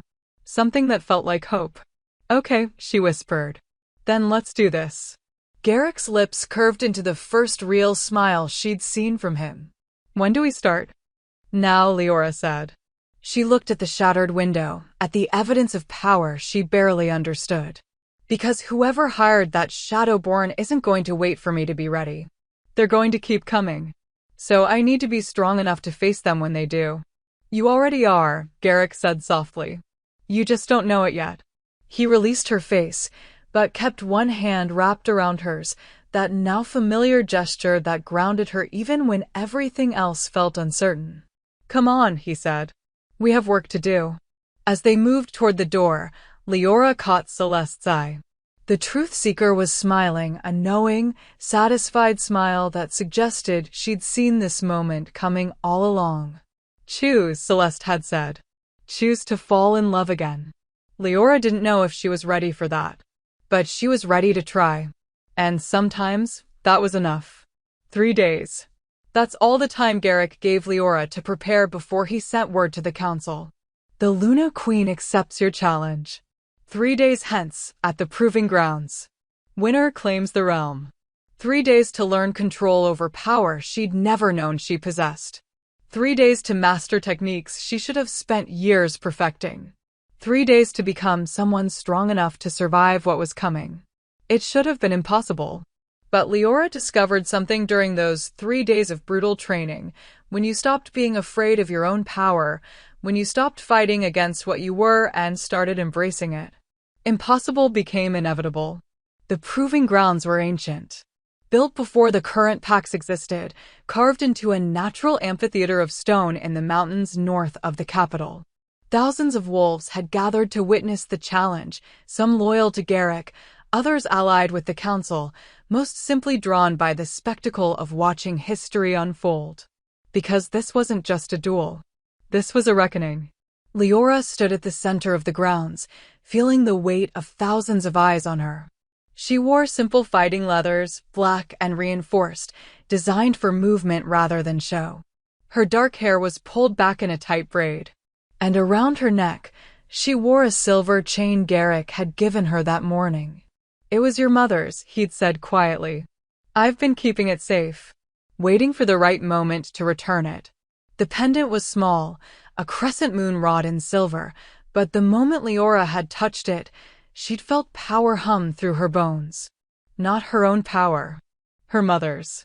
A final gift from a woman who died protecting the secret of what her daughter was.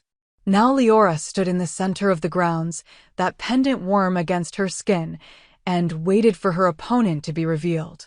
The council had arrived in force, the remaining 7 members who hadn't been arrested for conspiracy.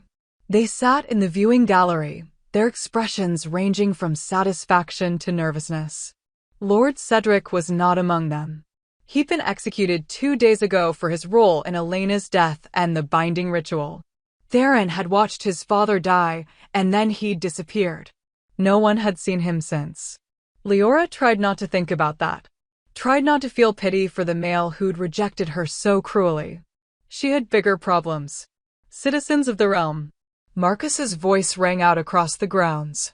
He'd positioned himself as the council's spokesman, a calculated move to distance himself from the conspiracy while maintaining authority.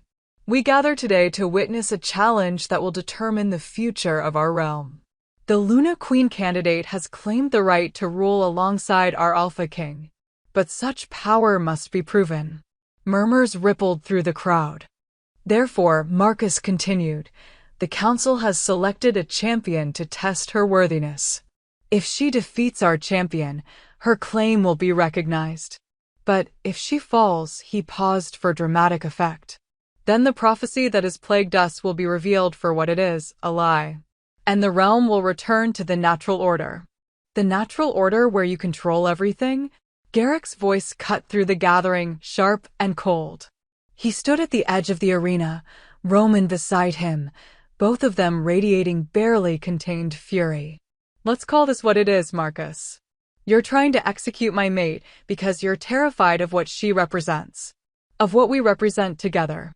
We're ensuring stability," Verena interjected. "A Luna Queen with untrained power is a threat to—" "The only threat here," Garrick interrupted, "is to your corruption. But fine. Let's play your game. Send out your champion." His silver eyes blazed. "And when Leora defeats them, I want your sworn oath that this ends. No more assassins. No more conspiracies. You recognize her as Luna Queen, or you forfeit your positions on the council entirely." Marcus's jaw tightened. But after a moment, he nodded. "Agreed," he said. "And if she falls, you will accept a mate of our choosing. One who won't threaten the balance of power." "She won't fall," Garrick said flatly. "Then you have nothing to worry about." Marcus turned to address the crowd. "Bring forth the champion." The gates at the far end of the grounds opened, and Leora's heart stopped. Because the figure that walked through those gates, tall and powerful, moving with lethal grace, was someone she recognized. Theron. He'd changed in the 3 days since his father's execution. His golden hair was darker, streaked with shadows that shouldn't exist. His eyes, once blue, now held flecks of the same unnatural red she'd seen in the Shadow-born assassin. "No," Leora breathed. "They didn't." "They did," Celeste's voice came from beside her. The Truth Seeker had positioned herself at the edge of the arena, close enough to observe, but far enough to stay out of the fight. They offered him a deal. Power in exchange for service. Revenge against the woman he blames for destroying his family. But that power, Leora stared at Theron in horror. "That's dark magic. It'll corrupt him. Destroy him." "He knows," Celeste said quietly. "He doesn't care. He wants you dead more than he wants to live." Leora felt sick. Theron had been cruel to her. Had rejected her and let his pack tear her apart. But he didn't deserve this. Didn't deserve to have his soul corrupted by the same dark magic that created Shadowborn. I can't fight him, she said. Not like this. He made his choice, Garrick said, suddenly at her side. His hand found hers, squeezing gently. I know it's not fair. I know you don't want to hurt him. But Leora, his voice dropped. He's not the man you knew anymore. The moment he accepted that power, he gave up his humanity. What's standing in that arena isn't Theron. It's a weapon the Council created to destroy you. Then I'll break the weapon, Leora said, her voice hardening. And save what's left of him if I can. And if you can't? Leora met Garrick's silver eyes. Then I'll do what I have to do to survive. Pride flashed across Garrick's face. He leaned down and pressed his forehead to hers, a gesture of trust and connection that made her wolf purr. Remember what I taught you, he murmured. Your power isn't just destruction. It's creation. It's healing. It's choice. He pulled back to look at her. Don't fight his darkness with more darkness. Fight it with light. Leora nodded, not entirely sure what he meant, but trusting him anyway. Garrick stepped back, rejoining Roman at the edge of the arena. And Leora turned to face Theron. He was staring at her with such hatred it was like a physical thing, hot and visceral and utterly consuming. You destroyed everything, he said, his voice rougher than she remembered. My father. My sister. My life. All of it gone because of you. I didn't kill Elena, Leora said quietly. Your father did. He used her for a ritual he knew might fail. He sacrificed her to maintain the Council's power. Lies, Theron snarled. You. I know you don't believe me, Leora interrupted. I know you need someone to blame, and I'm an easy target. But Theron, she took a step toward him. This power they've given you? It's killing you. I can see it. The corruption's spreading through your veins. The way your wolf is being consumed by something that isn't natural. I don't care, Theron said. As long as I live long enough to watch you die. Then you're going to be disappointed, Leora said. Because I'm not dying today. Marcus's voice rang out again. The challenge begins, now. Theron moved. He was faster than any wolf should be, faster than Leora's eyes could track. One moment he was across the arena, the next he was in front of her, his hand wrapped around her throat and lifting her off the ground. The crowd gasped. Leora choked, clawing at his grip, feeling the unnatural strength in his fingers. The dark magic had made him powerful, far more powerful than he'd been as a beta. You're weak, Theron hissed, his red-flecked eyes boring into hers. All that supposed Luna Queen power, and you can't even. Leora stopped fighting his grip. Instead, she placed both hands on his chest. And pushed. Not with physical strength. With power. Golden light exploded from her palms, slamming into Theron and sending him flying backward. He hit the arena wall with enough force to crack stone, then slumped to the ground, gasping. Leora landed in a crouch, rubbing her throat and glaring at him. I'm not weak, she said. I'm just getting started. Okay, everyone. I'm going to need you to sound OFF in the comments right now because this fight is about to get intense. Do you think Leora can actually save Theron? Or is he too far gone? Let me know your thoughts. Theron rose slowly, shadows leaking from his skin like smoke. When he looked at her again, there was less humanity in his eyes and more of whatever dark thing the Council had placed inside him. Fine, he said. Then let's see what you're really made of. He shifted. But what emerged wasn't a wolf. It was something else, larger than any natural wolf, with fur that seemed to absorb light rather than reflect it. Its eyes burned red, and shadows writhed around it like living things. A Shadowborn. They'd completed the transformation. Horror crashed through Leora. Theron, no. The creature that had been Theron lunged. Leora barely managed to throw up a shield of power before its claws raked across where her chest had been. The impact sent her skidding backward, her feet tearing furrows in the arena floor. The crowd was screaming now. Some in excitement. Others in fear.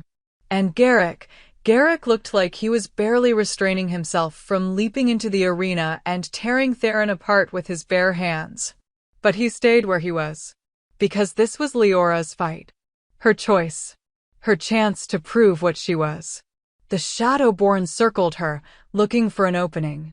Leora could feel its malice, its hunger, not for food, but for destruction. The dark magic had consumed everything Theron had been and replaced it with something that only knew how to destroy. Don't fight his darkness with more darkness, Garrick had said. Fight it with light. Leora took a breath. Then she did something that made the entire arena fall silent. She stopped defending. She dropped her shields, opened her arms, and let her power flood outward, not in attack, but in invitation. Golden light poured from her in waves, filling the arena with radiance so bright that wolves had to shield their eyes. And at the center of that light, Leora stood with her head held high and her eyes blazing pure gold. "You're in there somewhere," she called to the Shadowborn. "The real you. The Theron who loved his sister.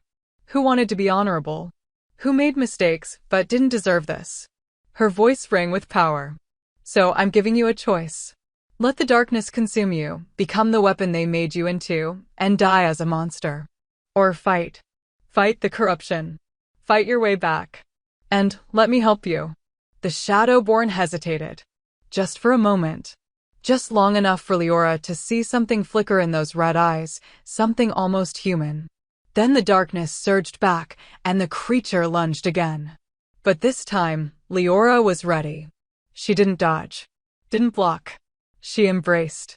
Her arms wrapped around the Shadowborn as it collided with her, and her power, that wild, untamed Luna Queen power, flooded into it. Not to destroy. To heal. The Shadowborn shrieked a sound of agony and rage, and something that might have been relief. It thrashed in her grip, trying to break free, but Leora held on. "I've got you," she gasped, feeling the dark magic fighting against her light. "I've got you. You're not alone. You don't have to be this thing they made you. Let me go," Theron's voice echoed in her mind, strangled and desperate. "Let me go, I don't deserve." "No one deserves this," Leora said.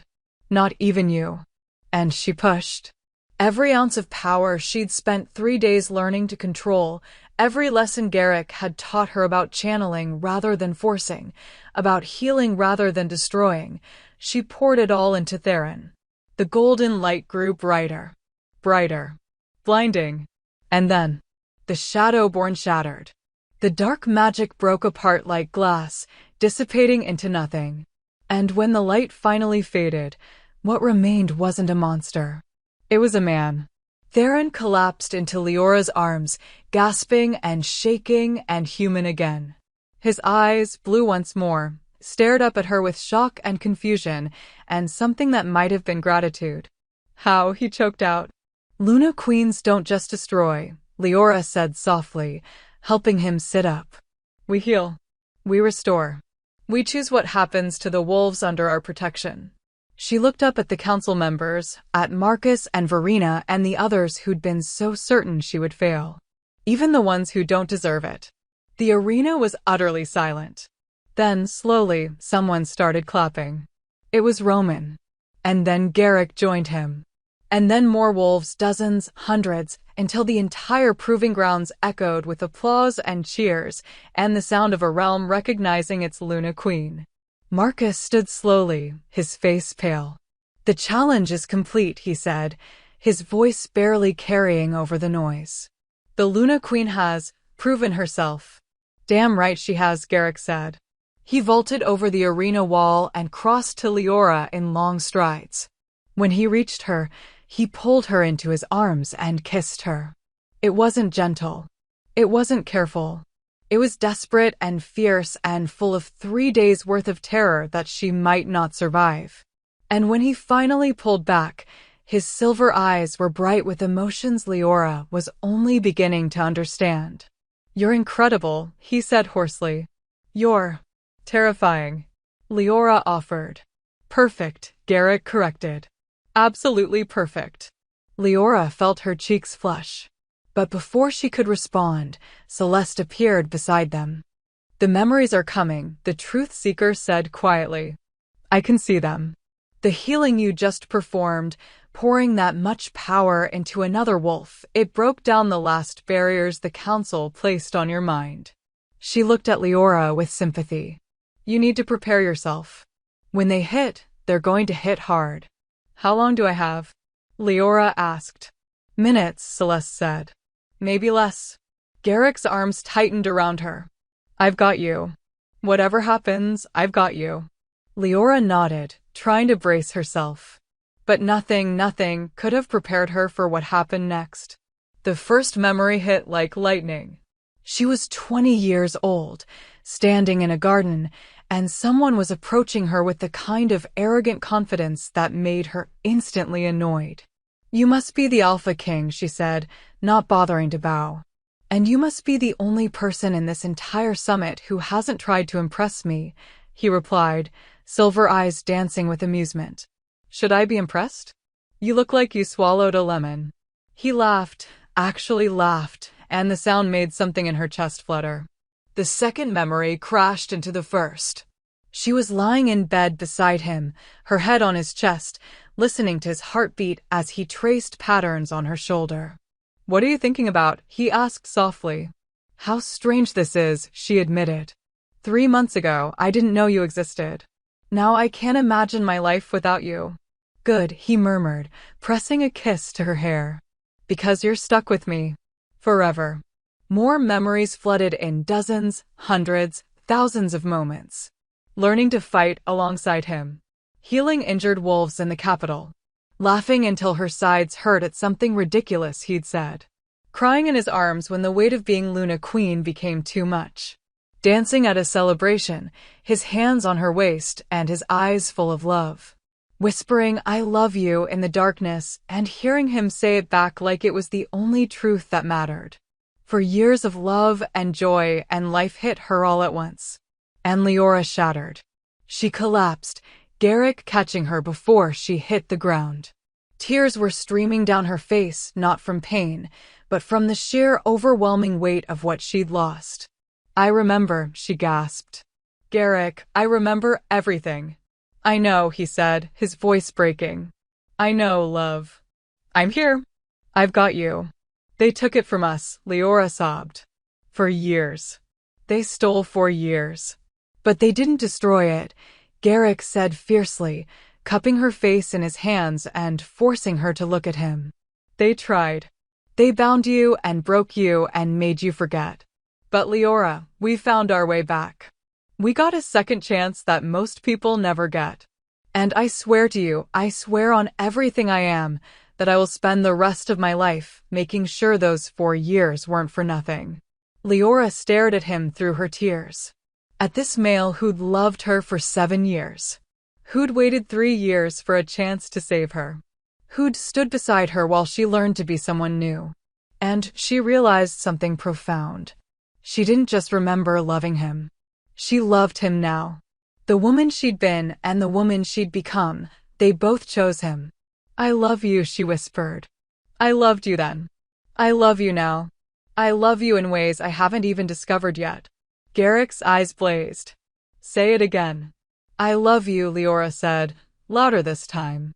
Garrick Stormborn, Alpha King, insufferable pain in my ass, I love you.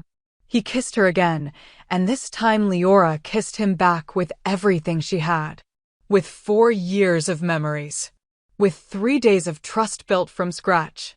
With a future that was finally theirs to claim. The crowd erupted in cheers so loud they shook the mountains. And in the viewing gallery, Marcus bowed his head in defeat. The Luna Queen had proven herself. The prophecy was fulfilled. And the realm, for better or worse, would never be the same. 3 months later, the coronation took place under a full moon. It was tradition, Luna Queens were always crowned when the moon was at her fullest, when the ancient magic that bound their kind was strongest. The ceremony was held in the grand hall of the capital, but the doors had been thrown open so that thousands of wolves could witness the moment from the grounds outside. Leora stood before the assembled realm, wearing a gown of silver and white that seemed to capture moonlight itself. Her dark hair had been woven with threads of gold, and around her neck, instead of the elaborate jewels a queen might wear, She wore her mother's crescent moon pendant. Simple. Meaningful. Hers. Garrick stood beside her, already crowned, looking devastating in formal black with silver embroidery that matched her gown. He'd insisted they do this together, not him crowning her as if she needed his permission, but both of them taking their vows to the realm as equals. As partners. As mates. Marcus, who'd managed to keep his position on the newly reformed council by genuinely helping expose the remaining conspirators, stepped forward with the Luna crown. It was delicate and fierce all at once, wrought silver-shaped like moon phases, embedded with stones that glowed with their own inner light. Leora Ashwin, daughter of Adelaide Moonwhisper, Marcus said, his voice carrying across the hall. Do you swear to protect this realm? To lead with wisdom and strength? To use your power not for personal gain, but for the good of all wolves under your rule? I do, Leora said, her voice steady. Do you swear to stand beside the Alpha King as his equal? To challenge him when he's wrong and support him when he's right? To be a partner, not a subject. I do. And do you swear, Marcus continued, something almost like respect in his voice now, to show mercy to those who deserve it, even when they don't deserve it? To choose healing over destruction, light over darkness, and hope over fear? Leora's eyes found Theron in the crowd. He stood near the back, still recovering from the transformation and its reversal. He'd spent the last 3 months in intensive healing, working with Celeste to purge the last traces of dark magic from his system. He'd never be the same. The corruption had left scars that would never fully fade. But he was alive. And he was trying to be better. I do, Leora said. Marcus placed the crown on her head, and power surged. Not just her own power, but something older.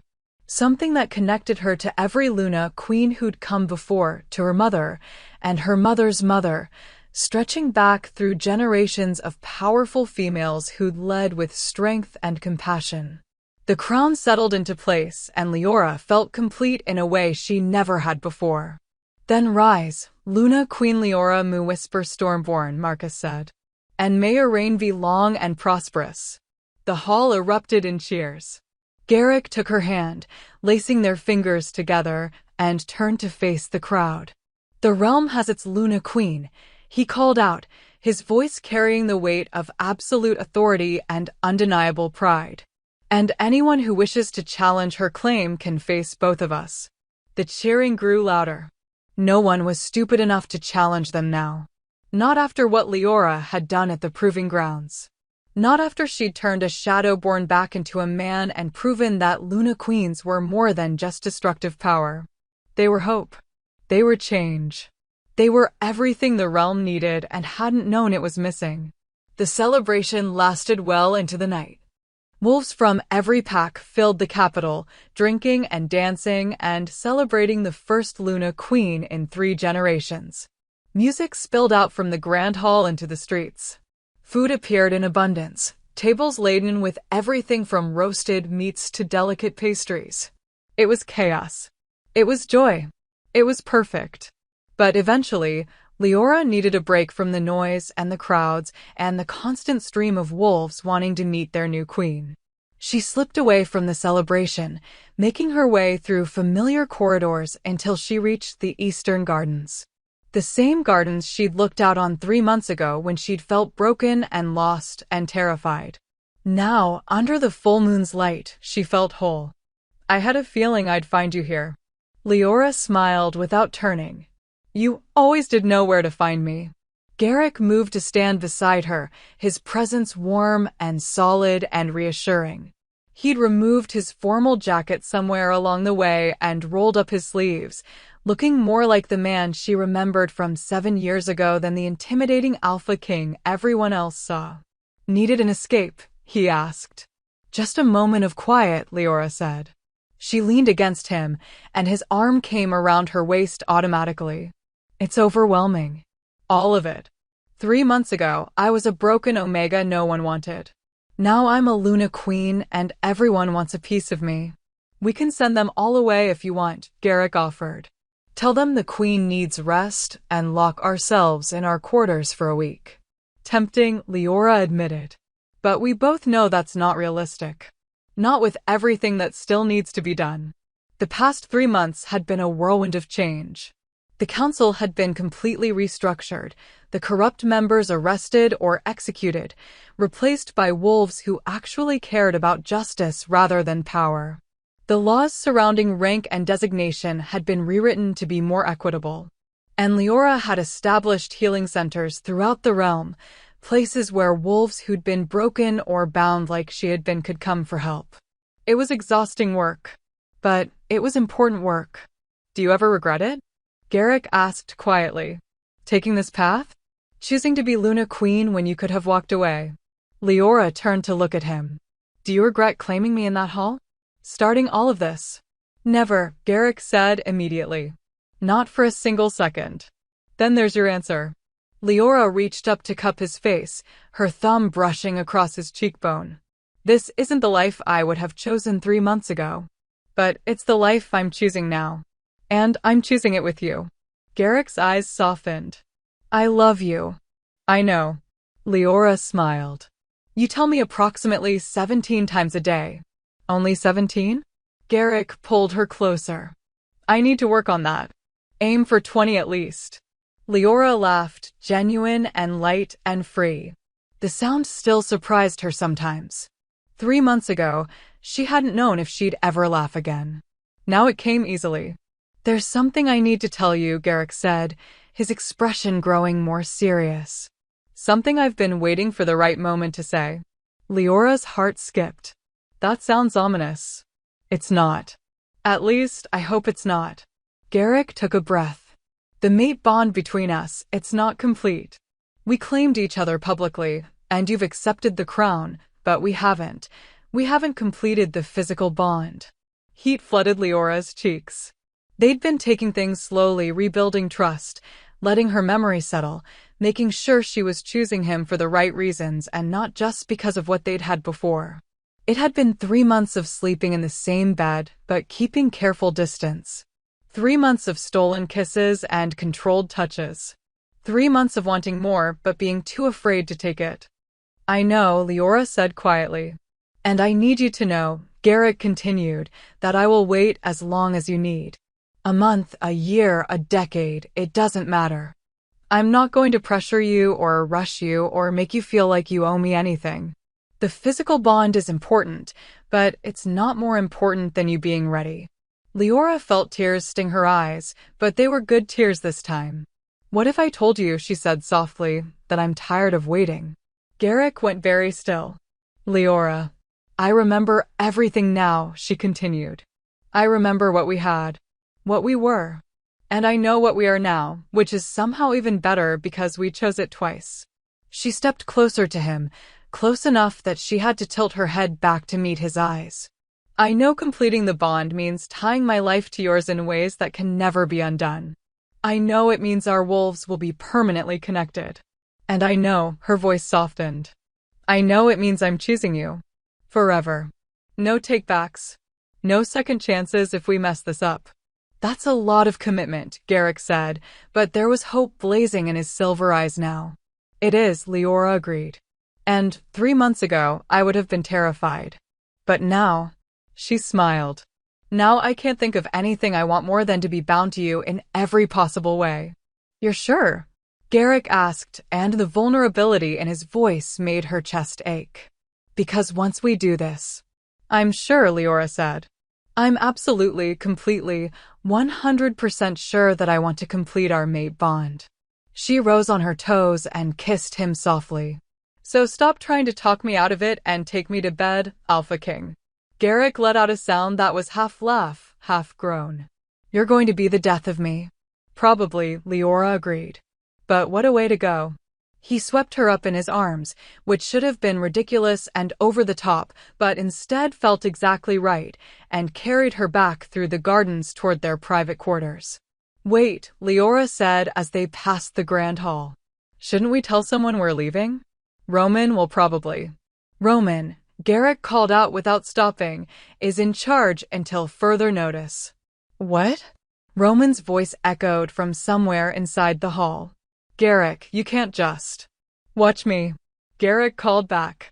How long is further notice? Roman demanded. Could be hours. Garrick said. Could be days. Could be. Garrick. Leora smacked his shoulder, her face burning. Everyone can hear you. Good. Garrick said cheerfully. Then they'll know not to disturb us. The last thing Leora heard before they disappeared into the private wing was Roman's exasperated, "I'm surrounded by idiots," and the crowd's laughter. Later, much later, Leora lay in Garrick's arms, both of them boneless and satisfied and connected in ways that went beyond physical. The mate bond thrummed between them now, completed and permanent and perfect. She could feel his emotions as clearly as her own, could sense his presence even when he wasn't in the room, could communicate with him mind to mind in ways that should have been invasive, but instead felt intimate and right. So, Garrick murmured against her hair. Was it worth the wait? Fishing for compliments? Leora asked, amusement coloring her voice. Always. She tilted her head back to look at him. It was perfect. You were perfect. And her voice caught. I can't believe I almost missed this. That I almost let fear and anger and hurt keep me from having this with you. But you didn't, Garrick said, pressing a kiss to her forehead. You fought for it. You fought for us. And that's what matters. Leora snuggled closer, feeling his heartbeat steady and strong beneath her ear. What happens now? Now. Garrick's arms tightened around her. Now we rule together. We rebuild the realm. We deal with whatever political disasters Roman is probably creating without us. And he paused. We live, Leora. We get to actually live without looking over our shoulders. Without waiting for the council to try to separate us. Without fear. That sounds, Leora searched for the right word. Scary, actually. I'm not sure I know how to exist without crisis and danger. Then we'll figure it out together, Garrick said. Just like we've figured out everything else. A comfortable silence fell between them. Then Leora said quietly, I forgive them, you know. The council. The ones who did this to us. Garrick pulled back to look at her, surprise clear on his face. You do. Not because they deserve it, Leora clarified. But because holding on to that anger, that need for revenge, it was eating me alive. And I realized that the best way to show them they failed is to be happy. To build something beautiful out of the ashes they tried to leave us with. She met his eyes. They wanted to break me. To make me believe I was nothing. But I'm not nothing. I'm a Luna Queen. I'm your mate. And I'm enough. Pride blazed in Garrick's expression. You're more than enough. You're everything. 17 times a day is becoming 18, Leora teased. 19 if you count the time I said it in my head just now. Leora laughed, the sound bright and free and hers. She'd lost so much to get here, years of her life, memories that should have been treasured, time with the male she loved. The council had tried to destroy her. Had tried to erase everything that made her powerful and dangerous and herself. But they'd failed. Because Leora Mu Whisper Stormborn wasn't broken. She was reforged. Stronger. Wiser. More powerful than ever before. And she had a future ahead of her that was entirely her own to shape. 1 year later. She has your eyes. Leora looked down at the tiny wolf pup in her arms, barely 3 months old, with dark hair and silver eyes that already blazed with intelligence and mischief. She has your attitude, Leora countered, watching as their daughter tried to grab her mother's pendant with chubby hands. Look at her. Already trying to steal jewelry. That's not stealing, that's claiming what's rightfully hers, Garrick said. He was sitting beside them, one arm around Leora's shoulders, looking at his daughter with such love and wonder that it made Leora's chest tight. She's going to be a terror when she grows up. She's going to be powerful, Leora corrected. And we're going to raise her to use that power wisely. And to not take crap from anyone, Garrick added. Obviously. They'd named her Adelaide, after Leora's mother. It seemed fitting, this tiny girl who already showed signs of inheriting the Luna Queen bloodline, who would grow up knowing exactly what she was and never having to hide it. A knock at the door interrupted the moment. Come in, Garrick called. Roman entered, looking harried but satisfied. The delegation from the Northern Territories has arrived. They're ready to sign the new trade agreements whenever. He stopped, seeing the baby. His expression softened. Is that? Our daughter, Leora confirmed. Adelaide Moo whisper Stormborn. Addie for short. Roman moved closer, peering at the pup with an expression of cautious wonder. She's so small. She won't be for long, Garrick said. Trust me, she's already keeping us up all night with her crying. Not crying, Leora corrected, practicing her commanding voice. At 3 in the morning? Luna queens don't follow schedules. Roman shook his head, but he was smiling. The realm is in so much trouble when she grows up. The realm, Garrick said, pulling Leora and Adelaide closer, is in good hands. And looking around at the family they'd built, at the realm they'd reformed, at the future stretching out before them full of possibility and hope, Leora knew he was right. They'd survived the council's corruption. They'd survived the binding and the betrayal and the years of separation. They'd survived assassination attempts and political machinations, and a challenge that should have killed her. And they'd come out the other side stronger. Together. Whole. I love you, Leora said, the words coming easily now. Both of you. My impossible, stubborn, wonderful family. 19 times, Garrick murmured. I'm losing count, Leora admitted. Good, Garrick said, pressing a kiss to her temple. Then my work here is done. Adelaide made a small sound, not quite a cry, more like a declaration, and both her parents laughed. She definitely has your attitude, Leora said again. She definitely has your power, Garrick countered. Then the realm, Roman said from the doorway, is absolutely, without question, completely doomed. Probably, Leora agreed cheerfully. And as the sun set over the capital, as wolves gathered in the streets below to celebrate another day of peace and prosperity under their Luna Queen's rule, as Adelaide drifted off to sleep in her mother's arms, Leora realized something profound. She'd spent so long believing she was broken, believing she was unworthy, believing she was nothing. But she'd been wrong. She wasn't broken. She was becoming. And the Alpha King hadn't just chosen her despite her flaws, he'd chosen her because of them. Because of her strength, her resilience, her refusal to give up even when everything seemed hopeless. He'd chosen her. And she'd chosen him back. Twice. 3 times if you counted this new life they were building together. And Leora knew, with the certainty that only a Luna Queen could possess, that she'd choose him 1,000 more times. In every lifetime. In every world. And that's it. The Alpha King chose the broken Omega, dared the pack to object, and they built a kingdom together. I'm sitting here crying happy tears, and I need to know, what was your favorite part of this entire story? Was it the moment Garrick first claimed her? The Proving Grounds battle? The memories returning?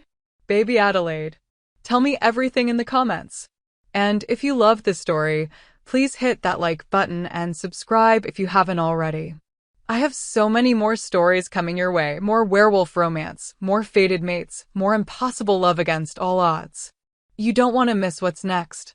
Thank you so much for being here with me on this journey. You all are the best pack a storyteller could ask for. Until next time, my loves, stay wild, stay fierce, and remember, you're never broken. You're just becoming.